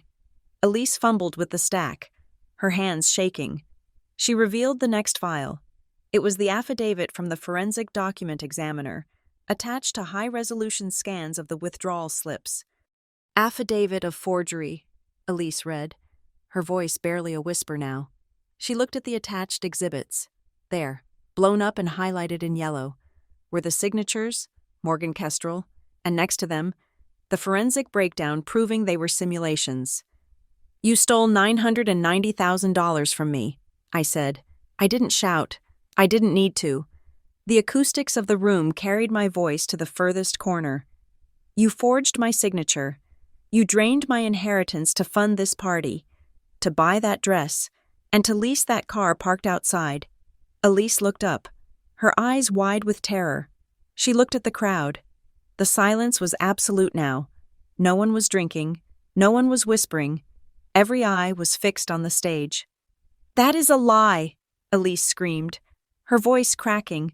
She tried to tear the papers, but the cardstock was too thick. "She is lying. She is mentally unstable. She has been off her medication." "And the third document," I continued, ignoring her outburst, "is a copy of the tax evasion report filed with the Internal Revenue Service this morning, along with the wire fraud packet sent to the Federal Bureau of Investigation." Harper stepped back. Dropping the blue box, it hit the floor with a thud. "Mom, what is she talking about?" "She is ruining your night," Elise shrieked. grabbing Harper's arm. "She is jealous! Security! Get her off the stage!" Two security guards started to move from the back of the room, looking uncertain. "Stay where you are," I commanded. I didn't look at them. I looked straight at the audio-visual booth at the back of the balcony. I raised my hand and signaled to the technician.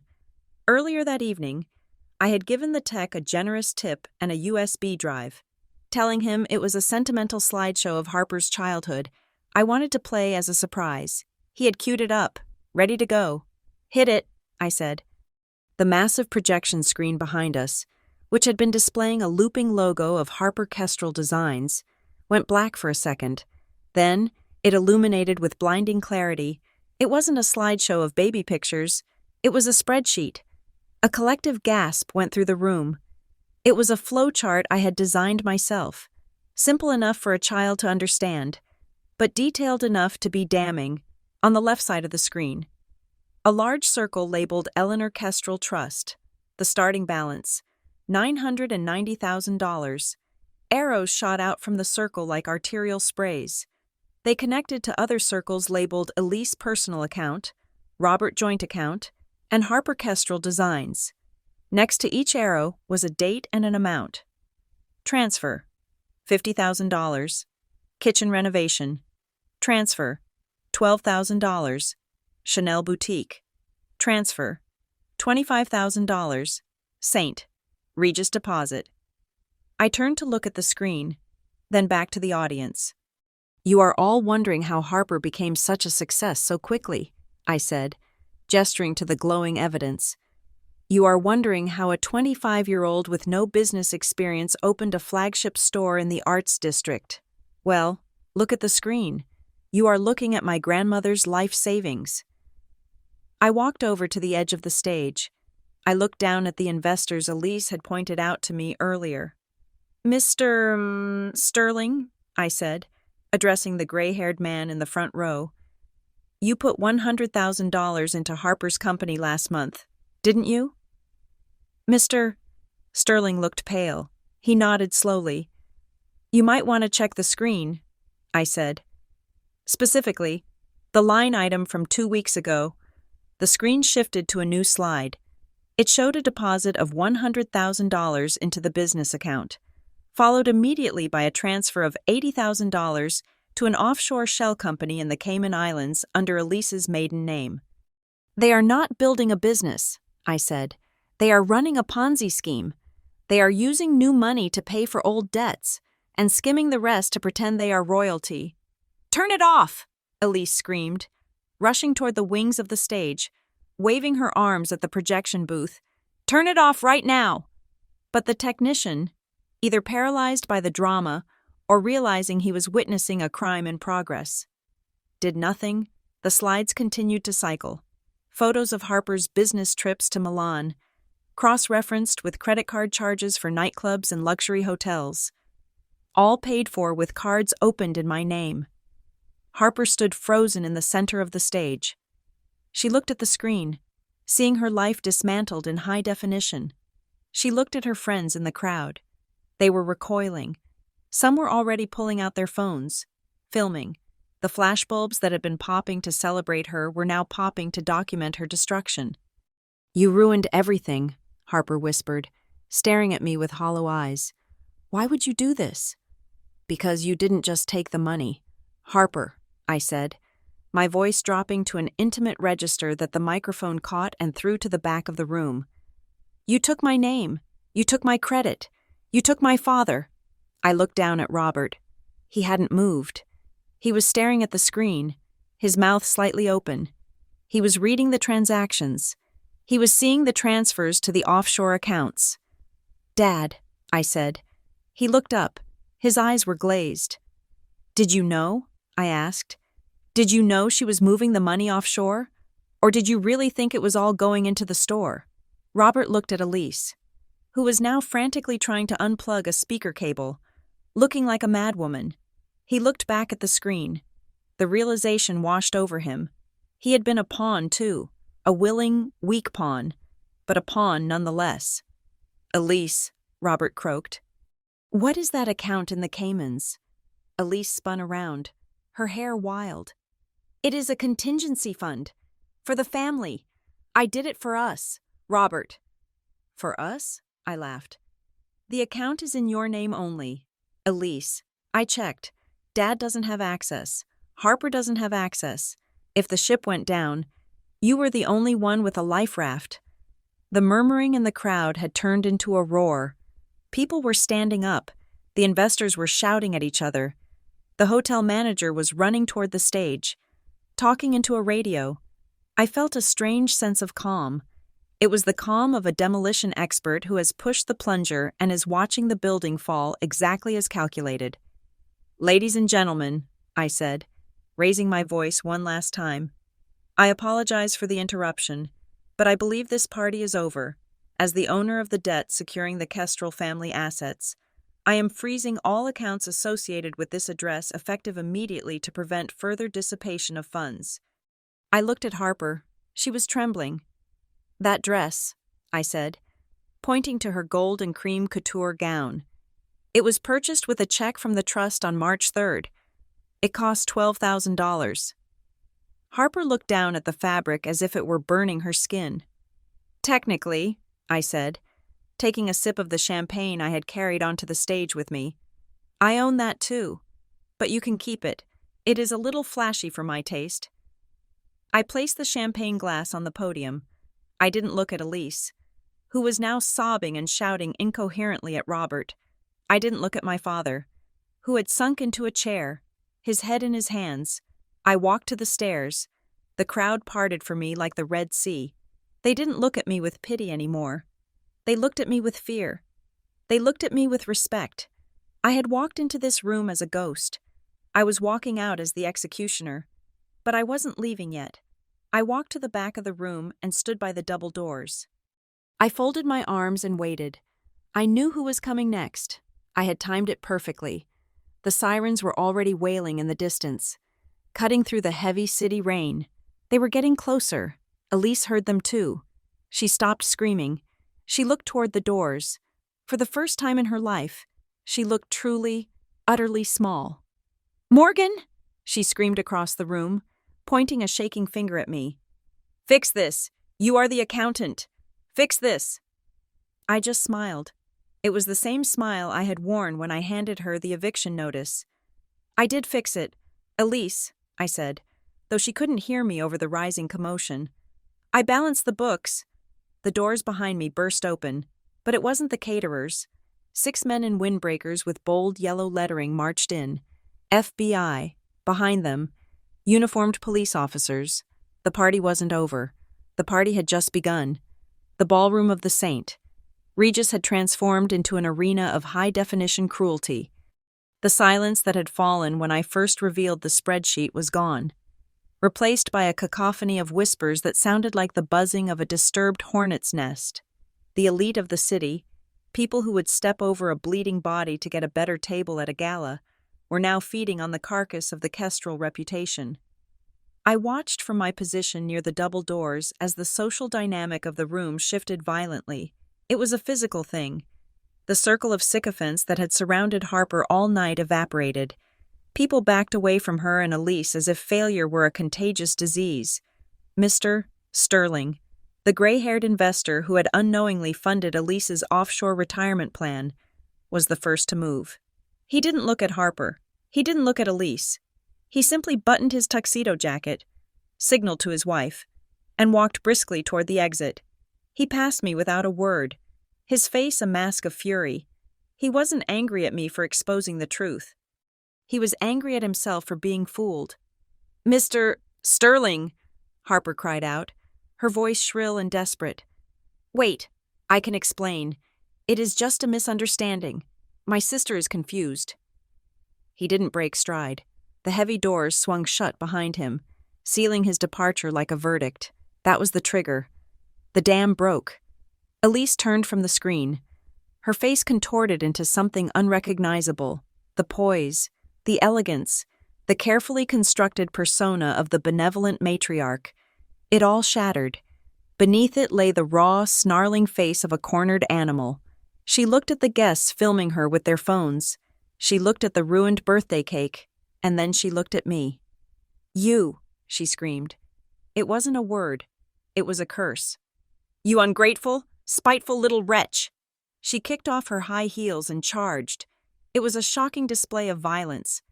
Elise Kestrel, the woman who claimed to be too delicate for manual labor, sprinted across the polished floor with her hands curled into claws. She wasn't coming to talk. She was coming to tear my eyes out. I didn't flinch. I didn't even raise my hands to defend myself. I didn't have to.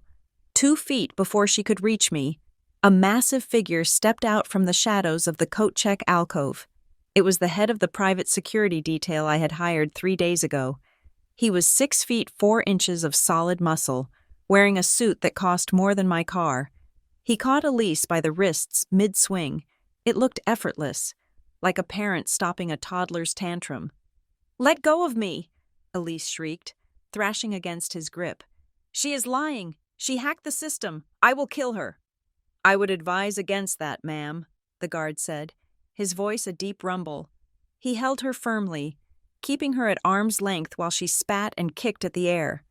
Robert finally seemed to wake up from his stupor. He ran over, his face pale and sweating. He looked at the guard, then at Elise, and finally at me.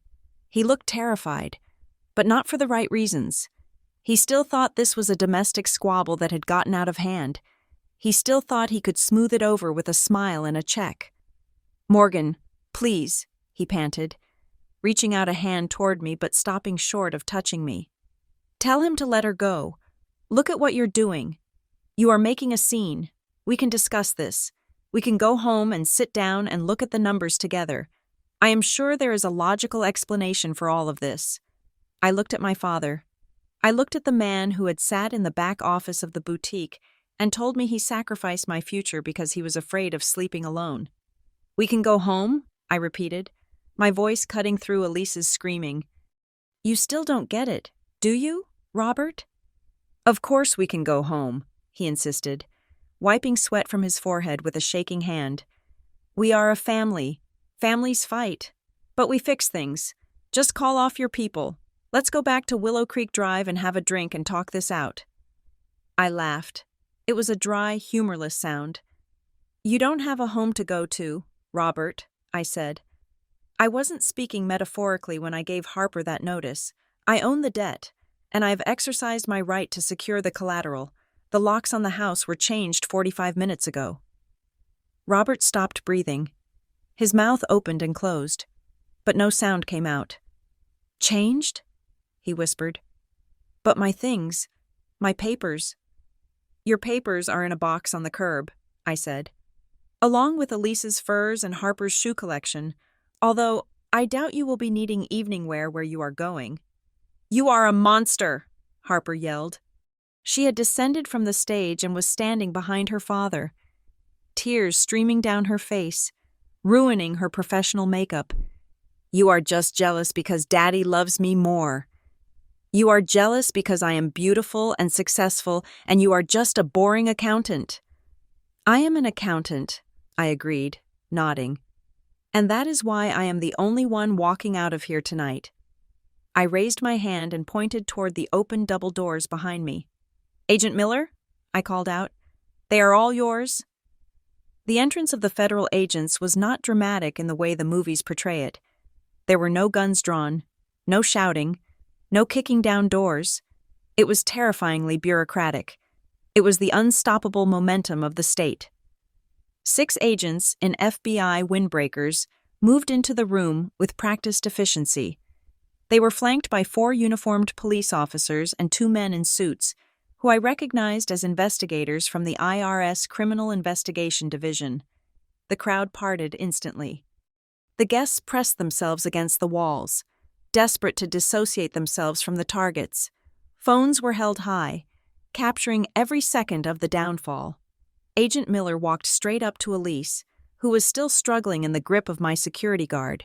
He nodded to the guard, who released her. Elise stumbled back, straightening her dress, trying to regain a shred of dignity. "Elise Kestrel?" Miller asked. He held up a badge. "I am Special Agent Miller with the FBI. I have a warrant for your arrest." Arrest? Elise laughed nervously, looking around for an ally, but finding only cold stares. This is ridiculous. On what charges? Being a supportive mother? Wire fraud, Miller recited, his voice bored and professional. Money laundering, aggravated identity theft, tax evasion, and 24 counts of bank fraud. He didn't give her time to argue. He spun her around. The sound of the handcuffs ratcheting shut was distinct. Click, click, click. "You are making a mistake," Elise screamed as her hands were secured behind her back. "My husband! Robert, tell them! Tell them we have the money! Tell them it is just a cash flow issue!" Robert stood frozen. He looked at his wife in handcuffs. He looked at the agents swarming the room. He looked at the screen still projecting the evidence of his financial ruin. He didn't say a word. He shrank into himself, becoming smaller, older, and more pathetic than I had ever seen him. "And Harper Kestrel," another agent said, stepping up to my stepsister. Harper backed away, holding her hands up. No, I didn't do anything. I just run a store. My mom handles the money. I don't know anything about taxes." "We have your signature on the merchant account applications," the agent said, pulling a folded document from his jacket. "And we have video evidence of you using credit cards issued in the name of Morgan Kestrel to purchase inventory and personal items. That is 18 counts of credit card fraud." "I didn't know," Harper sobbed, looking at her mother. "Mom told me it was okay. She said it was a trust fund. She said Morgan gave it to us." "You can explain that to the judge," the agent said. He took her arm. She tried to pull away, her expensive dress tangling around her legs. "Get off me!" Harper shrieked. "Do you know who I am? I am a business owner. I am on the cover of City Style magazine." "You have the right to remain silent," the agent began, ignoring her hysterics as he cuffed her wrists. "Anything you say can and will be used against you in a court of law." The reality of the situation finally hit the crowd. This wasn't a prank. This wasn't a skit. This was a federal raid. I walked past the agents, past my weeping stepsister, past my shell-shocked father, and walked up the stairs to the stage one last time. I stood where Harper had stood only minutes before. I looked out at the chaos I had orchestrated. It was messy. It was loud. It was ugly. And it was perfect. Elise was being marched toward the exit, shouting obscenities at me over her shoulder. Harper was hyperventilating, her knees buckling as the officers dragged her out. Robert remained standing in the center of the dance floor, alone. An IRS agent was speaking to him, handing him a document that I knew was a notice of asset seizure. He took the paper, his hands trembling so violently that he nearly dropped it. He looked up at the stage. He looked at me. "Morgan," he mouthed. The sound didn't carry, but I could read his lips. "Help me." I looked at him. I remembered the rain on my face when I stood on his doorstep begging for $5,000. I remembered the $300 he let his wife throw at me like trash. I remembered the years of silence, the missed birthdays, the gaslighting. I picked up the microphone. "I would like to thank everyone for coming tonight," I said. My voice was calm, the voice of a professional concluding a successful audit. "I hope you enjoyed the presentation. Please, finish the champagne. It has been paid for." I put the microphone down. I didn't smile at my father. I didn't frown. I simply turned my back on him. I walked to the side of the stage where the DJ booth was. I unplugged the laptop that was projecting the spreadsheet. The screen went black, plunging the room into a dimmer, more intimate light. The show was over. As I walked down the back stairs of the stage, Agent Miller met me. "You cut it close with the timing," he said, a small smile playing on his lips. "I thought you were going to let the mother scratch your eyes out." "I have good security," I said, glancing at the guard who was now escorting the last of the police out. "We have everything we need," Miller said. "The laptop you provided, the physical files, the confession you recorded. It is a slam dunk. They are going away for a long time. The mother, especially. The structuring charges alone carry 10 years. And the assets? I asked. Frozen, Miller said. Whatever is left will be seized to pay back the victims. Although, looking at the numbers, you are the primary victim. You might get pennies on the dollar after the lawyers take their cut. I don't care about the money, I said honestly. I bought the debt on the house. That is the only asset I wanted. You are a cold operator, Morgan, Miller said. It wasn't an insult. In our line of work, it was the highest compliment. I learned from the best, I said. Or rather, I learned from watching the worst. I walked out of the ballroom, leaving the whispers and the flashbulbs behind. The lobby of the hotel was chaotic. Hotel management was trying to calm the guests. Valets were running back and forth as people scrambled to retrieve their cars and flee the scandal. I walked out into the night air. The rain had stopped. The air smelled of wet asphalt and city ozone. I saw a police cruiser pulling away, the blue and red lights flashing against the buildings. In the back seat, I saw the silhouette of Elise, her head pressed against the glass. I took a deep breath. For 3 years, I had held my breath. I had lived in a state of suspended animation, waiting for the other shoe to drop. Now, the shoe had dropped, and it had landed right on their necks. I reached into my purse and pulled out my phone. I had missed calls from my father, 12 of them. I blocked the number. I walked to my car, my old, dented sedan that Harper had mocked. It looked beautiful to me under the streetlights. It was paid for. It was mine. I got in and started the engine. The radio came on, playing a soft jazz tune. I wasn't happy in the way a child is happy with a toy. I was satisfied in the way an architect is satisfied when the final beam is placed and the structure holds. I drove toward Willow Creek Drive. I had one more stop to make before the night was over. I had to inspect my property. When I arrived at the house, it was dark. The police had already cleared it and secured the perimeter. But as the legal owner, I had the keys. I walked up the driveway, stepping over the trampled flowers where the police had swarmed. The front door was sealed with police tape, but I used the side entrance. I walked into the kitchen. It was silent. The refrigerator hummed. A half-eaten cake from the pre-party celebration sat on the counter. I walked into the living room. I turned on the light. It was exactly as they had left it. The expensive furniture, the art on the walls, the pretension. I sat down in Robert's favorite leather chair. It smelled of his scotch and his weakness. I looked around the room. This was where I had signed the papers. This was where they had told me I was part of the family while they picked my pockets. I took the keys to the house out of my pocket. I placed them on the side table. I didn't want to live here. I didn't want this house. It was a mausoleum of bad memories, but I owned it, and that meant I could decide what happened to it. I pulled out my phone and dialed a number. Hello, Jessica? Morgan? Jessica's voice was groggy. It is 1 a.m. Did the plan work? It worked, I said. They are in custody. Holy cow, she whispered. You actually did it. I need you to list the house, I said. What? Already? You just got the title. I don't want it, I said. List it for sale, as is. Quick sale, undercut the market. I want it gone in 30 days. Okay, Jessica said. But what about the contents? The furniture? The clothes? I looked at the portrait of Elise hanging over the fireplace. She was smiling down at me, looking imperious and untouchable. Donate it, I said. Everything, the clothes to a women's shelter, the furniture to a housing charity, strip it to the studs. And the money from the sale? Jessica asked. Where do you want me to wire it? I will let you know, I said. Just get it done. I hung up. I stood up and walked to the fireplace.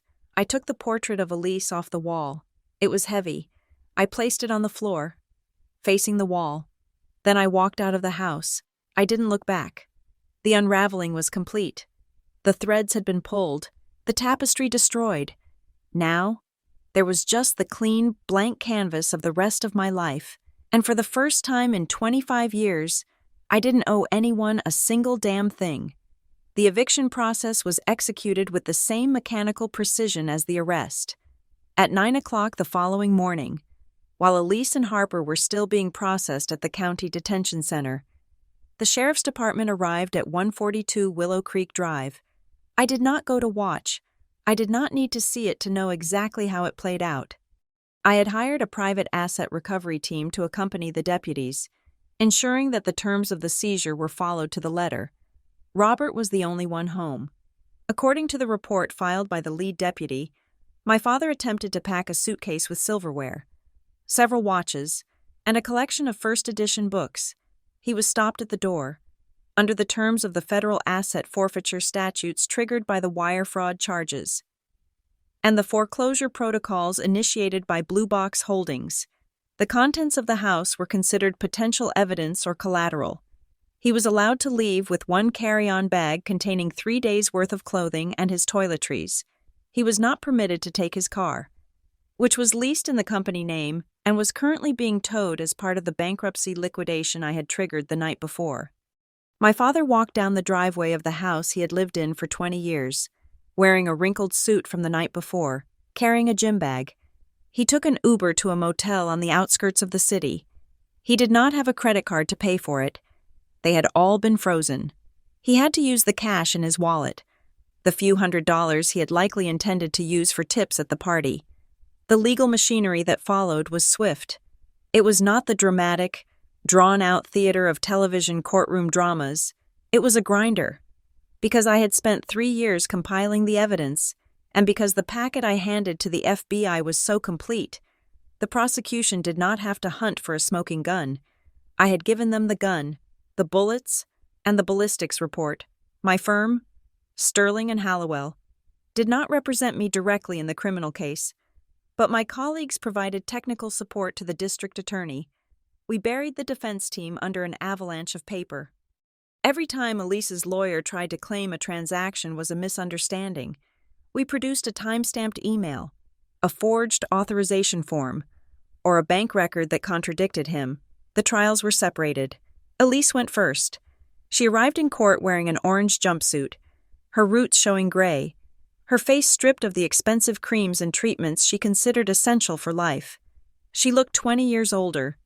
She tried to play the victim. She cried. She claimed she was a loving mother who had simply borrowed funds to help her family survive a tough economy. The prosecution simply played the tape of her screaming at me to leave the house, then displayed the records of the offshore account in the Cayman Islands. The jury deliberated for less than 3 hours. Elise Kestrel was found guilty on 12 counts of wire fraud, 4 counts of aggravated identity theft, and 1 count of structuring financial transactions to evade reporting requirements. The judge was a stern woman who had zero patience for white-collar predators. She looked at Elise over her reading glasses and delivered the sentence with a flat, monotone voice that made it sound all the more devastating. Mrs. Kestrel, you preyed upon your stepdaughter, abused the trust of your husband, and defrauded the banking system. You showed no remorse, only entitlement. You are sentenced to 12 years in federal prison, with no possibility of parole for the first 10 years. You are also ordered to pay restitution in the amount of $1.2 million. Elise did not scream. She simply collapsed into her chair, her mouth opening and closing like a fish pulled from the water. The bailiffs hoisted her up and marched her out. That was the last time I saw her. Harper was next. Her defense was that she was young, naive, and manipulated by her mother. It was a decent strategy, and it might have worked if I hadn't provided the evidence of her credit card usage. I had matched the IP addresses of the credit card applications to Harper's personal laptop, not Elise's. Harper had actively participated in the identity theft. She had impersonated me on the phone to increase credit limits. We had the recordings from the credit card companies.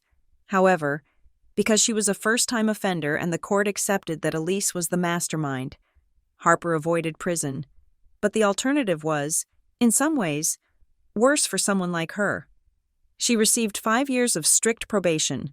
She was sentenced to 2,000 hours of community service, specifically assigned to a waste management detail cleaning up city parks and highways. But the real blow was financial. The court ruled that the $84,000 in credit card debt she had racked up in my name was fraudulently obtained.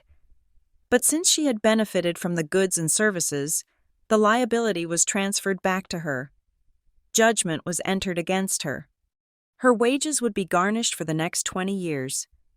Harper Kestrel, the fashion mogul, was now Harper Kestrel, the convicted felon with a credit score of 0 and a 6-figure debt.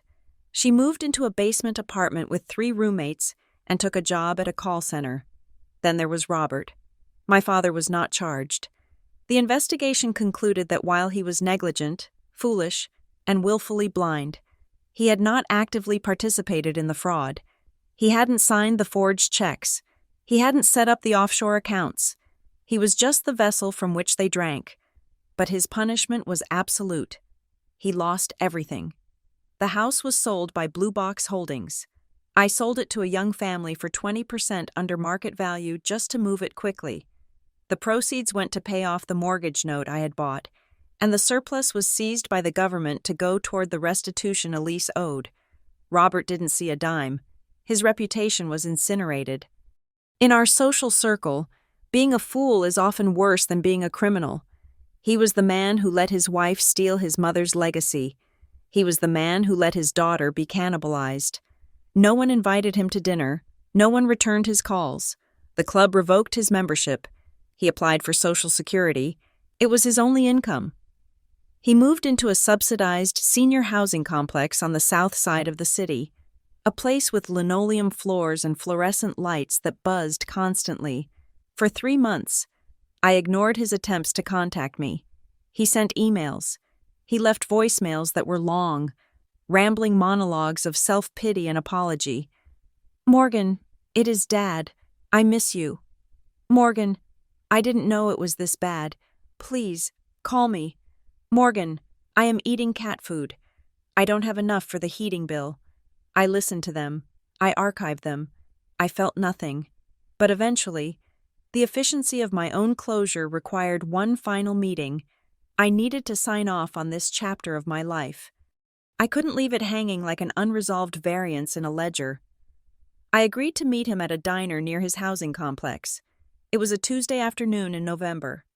The sky was gray, matching the mood of the neighborhood. I arrived 5 minutes early. I sat in a booth with cracked red vinyl seats. I ordered a black coffee. I was wearing a tailored suit, a new one I had bought with my bonus from the firm. I looked like success. When Robert walked in, I almost didn't recognize him. He had lost 30 pounds. His suit, the one he had worn to the party, was stained and hung off his frame like a shroud. He hadn't shaved in days. His eyes were rheumy and constantly darting around the room, as if he expected someone to come and take his coat. He saw me and shuffled over. He sat down opposite me. He looked at my coffee, then at the menu, then at his hands. "Morgan," he said. His voice was a rasp. "Thank you for coming. You look wonderful." "Hello, Robert," I said.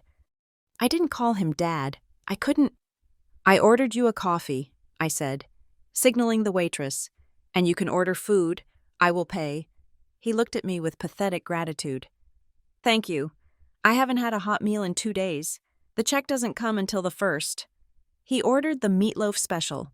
He ate it with a voracious, messy intensity that made me look away. He wiped his mouth with a paper napkin that shredded against his stubble. "Morgan," he said after he had pushed the plate away, "I want you to know how sorry I am. About everything. Elise, she bewitched me. I was weak. I know that now. But I'm paying for it. Look at me." He gestured to his surroundings. "I am living in a shoebox. The neighbors are drug addicts. I'm scared to go out at night. I'm an old man.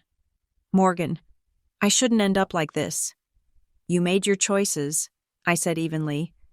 "You chose to prioritize your comfort over my safety. You chose to let them steal from me because it was easier than fighting them." I know, he pleaded. Reaching across the table, I pulled my hand back. "But I am your father. Doesn't that mean anything? I am all you have left." "I have myself," I said, "and that is enough." "I need help," he whispered, leaning in. "Just a little, until I get back on my feet. I have some leads on consulting work. I just need a bridge loan. $5,000? Maybe 10? I could get a better apartment. I could get a suit cleaned. I could look presentable again. I stared at him. It was almost impressive. Even here, at rock bottom, the delusion persisted. He still thought he was one suit cleaning away from being a CEO again. He still thought I was his bank. I am not giving you money, Robert, I said. Not 5,000, not $5. His face fell. The anger flashed in his eyes for a second, the old entitlement, but it was quickly extinguished by despair. Then why did you come? He asked bitter.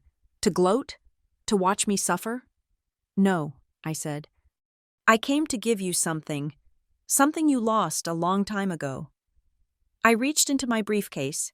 I pulled out a plain white envelope. It wasn't thick. It didn't contain cash. Robert eyed it greedily. He thought I was lying. He thought it was a check. What is it? He asked, his hand twitching toward it. It is the final settlement, I said. It is the last thing I will ever give you. I slid the envelope across the sticky table. It sat there between us, a stark white rectangle on the faux wood laminate.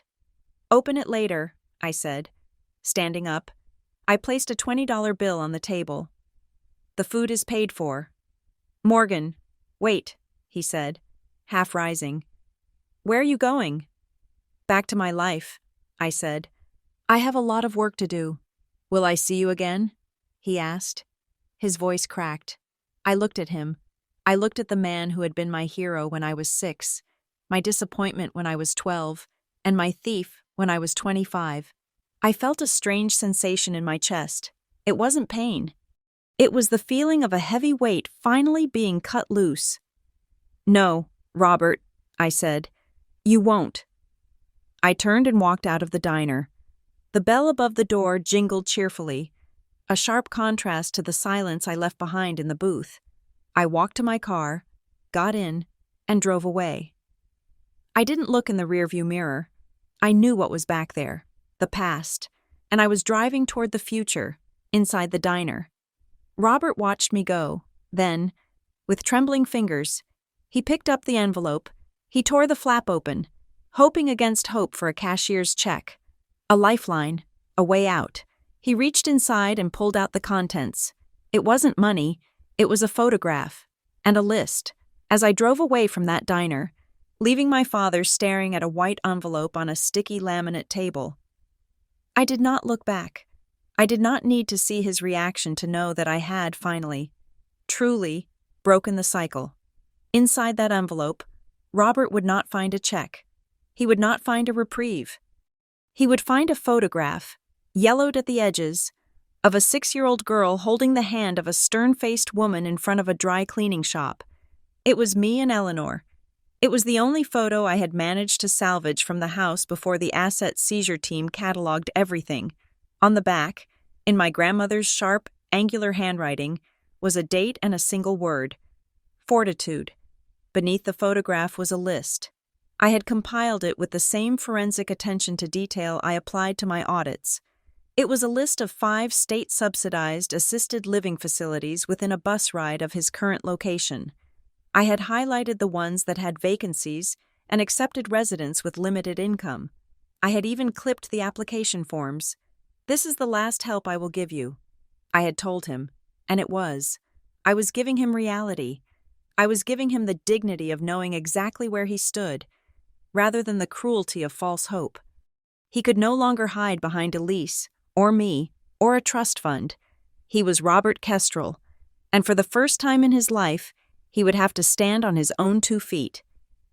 Even if those feet were in worn-out shoes, the days that followed were a blur of administrative closure. The final piece of the puzzle was the house on Willow Creek Drive. I stood in the foyer one last time before the closing. The house was empty. My team had done exactly as I instructed. The furniture was gone, donated to a housing project for displaced families. The furs were gone.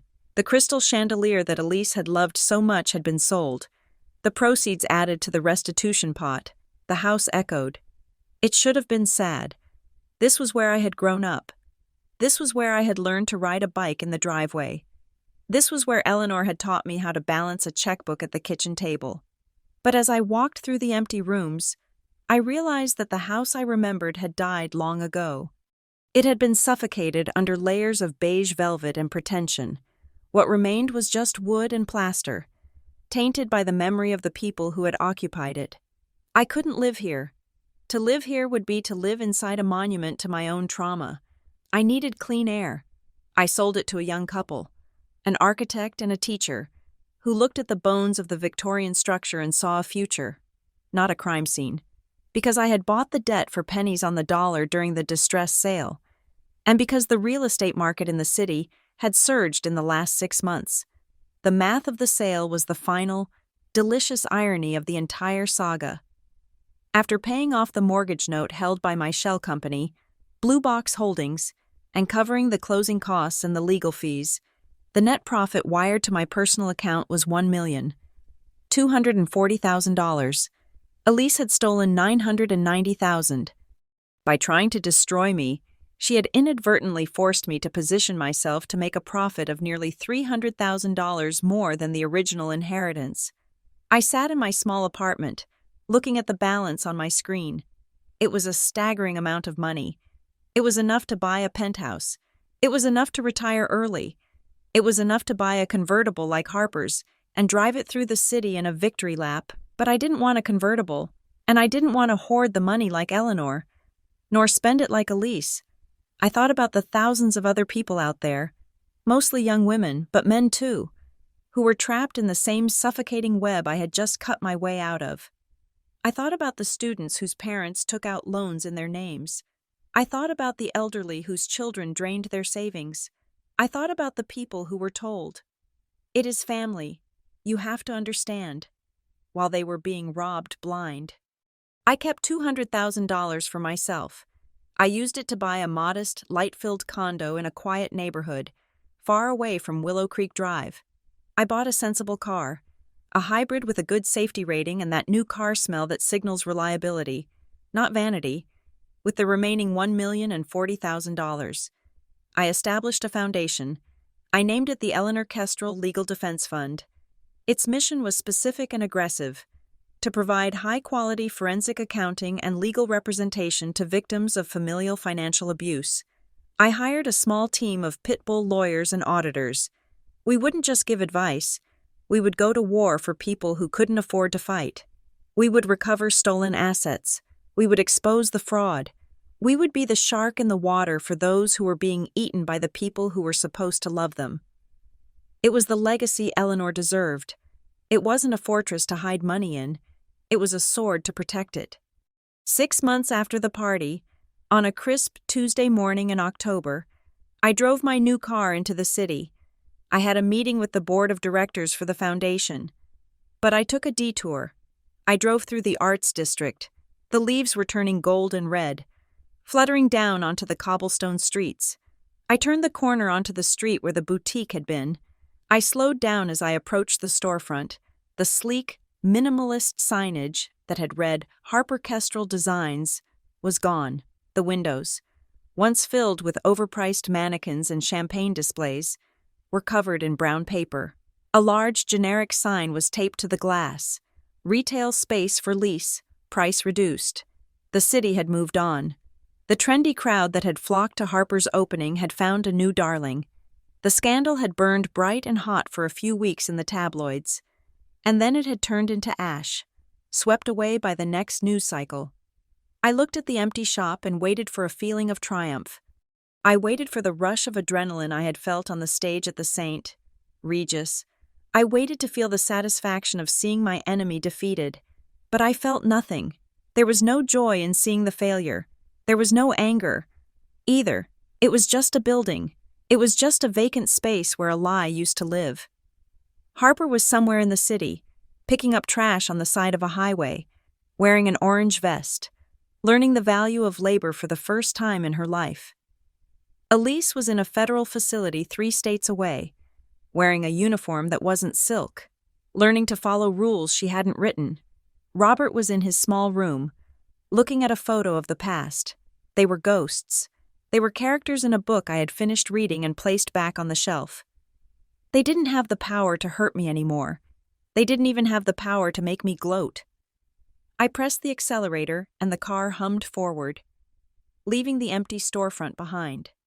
I drove toward the highway, merging into the traffic that flowed out of the city toward the open country. I rolled down the window. The air was cold and biting. Rushing into the cabin, tangling my hair, it felt clean. I realized then that for 25 years, I had been defined by my relationship to the money.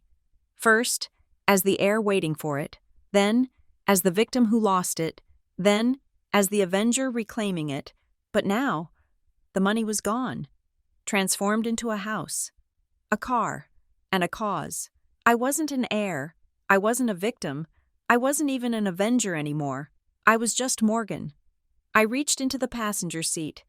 Sitting there was the only thing I had kept from that night at the Saint. Regis. It was the robin's egg blue bow, made of imported silk, that I had tied around the box of evidence. I picked it up. The fabric was soft and cool against my fingers.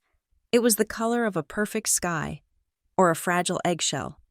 It was the color of the facade they had built, beautiful on the outside, hollow on the inside.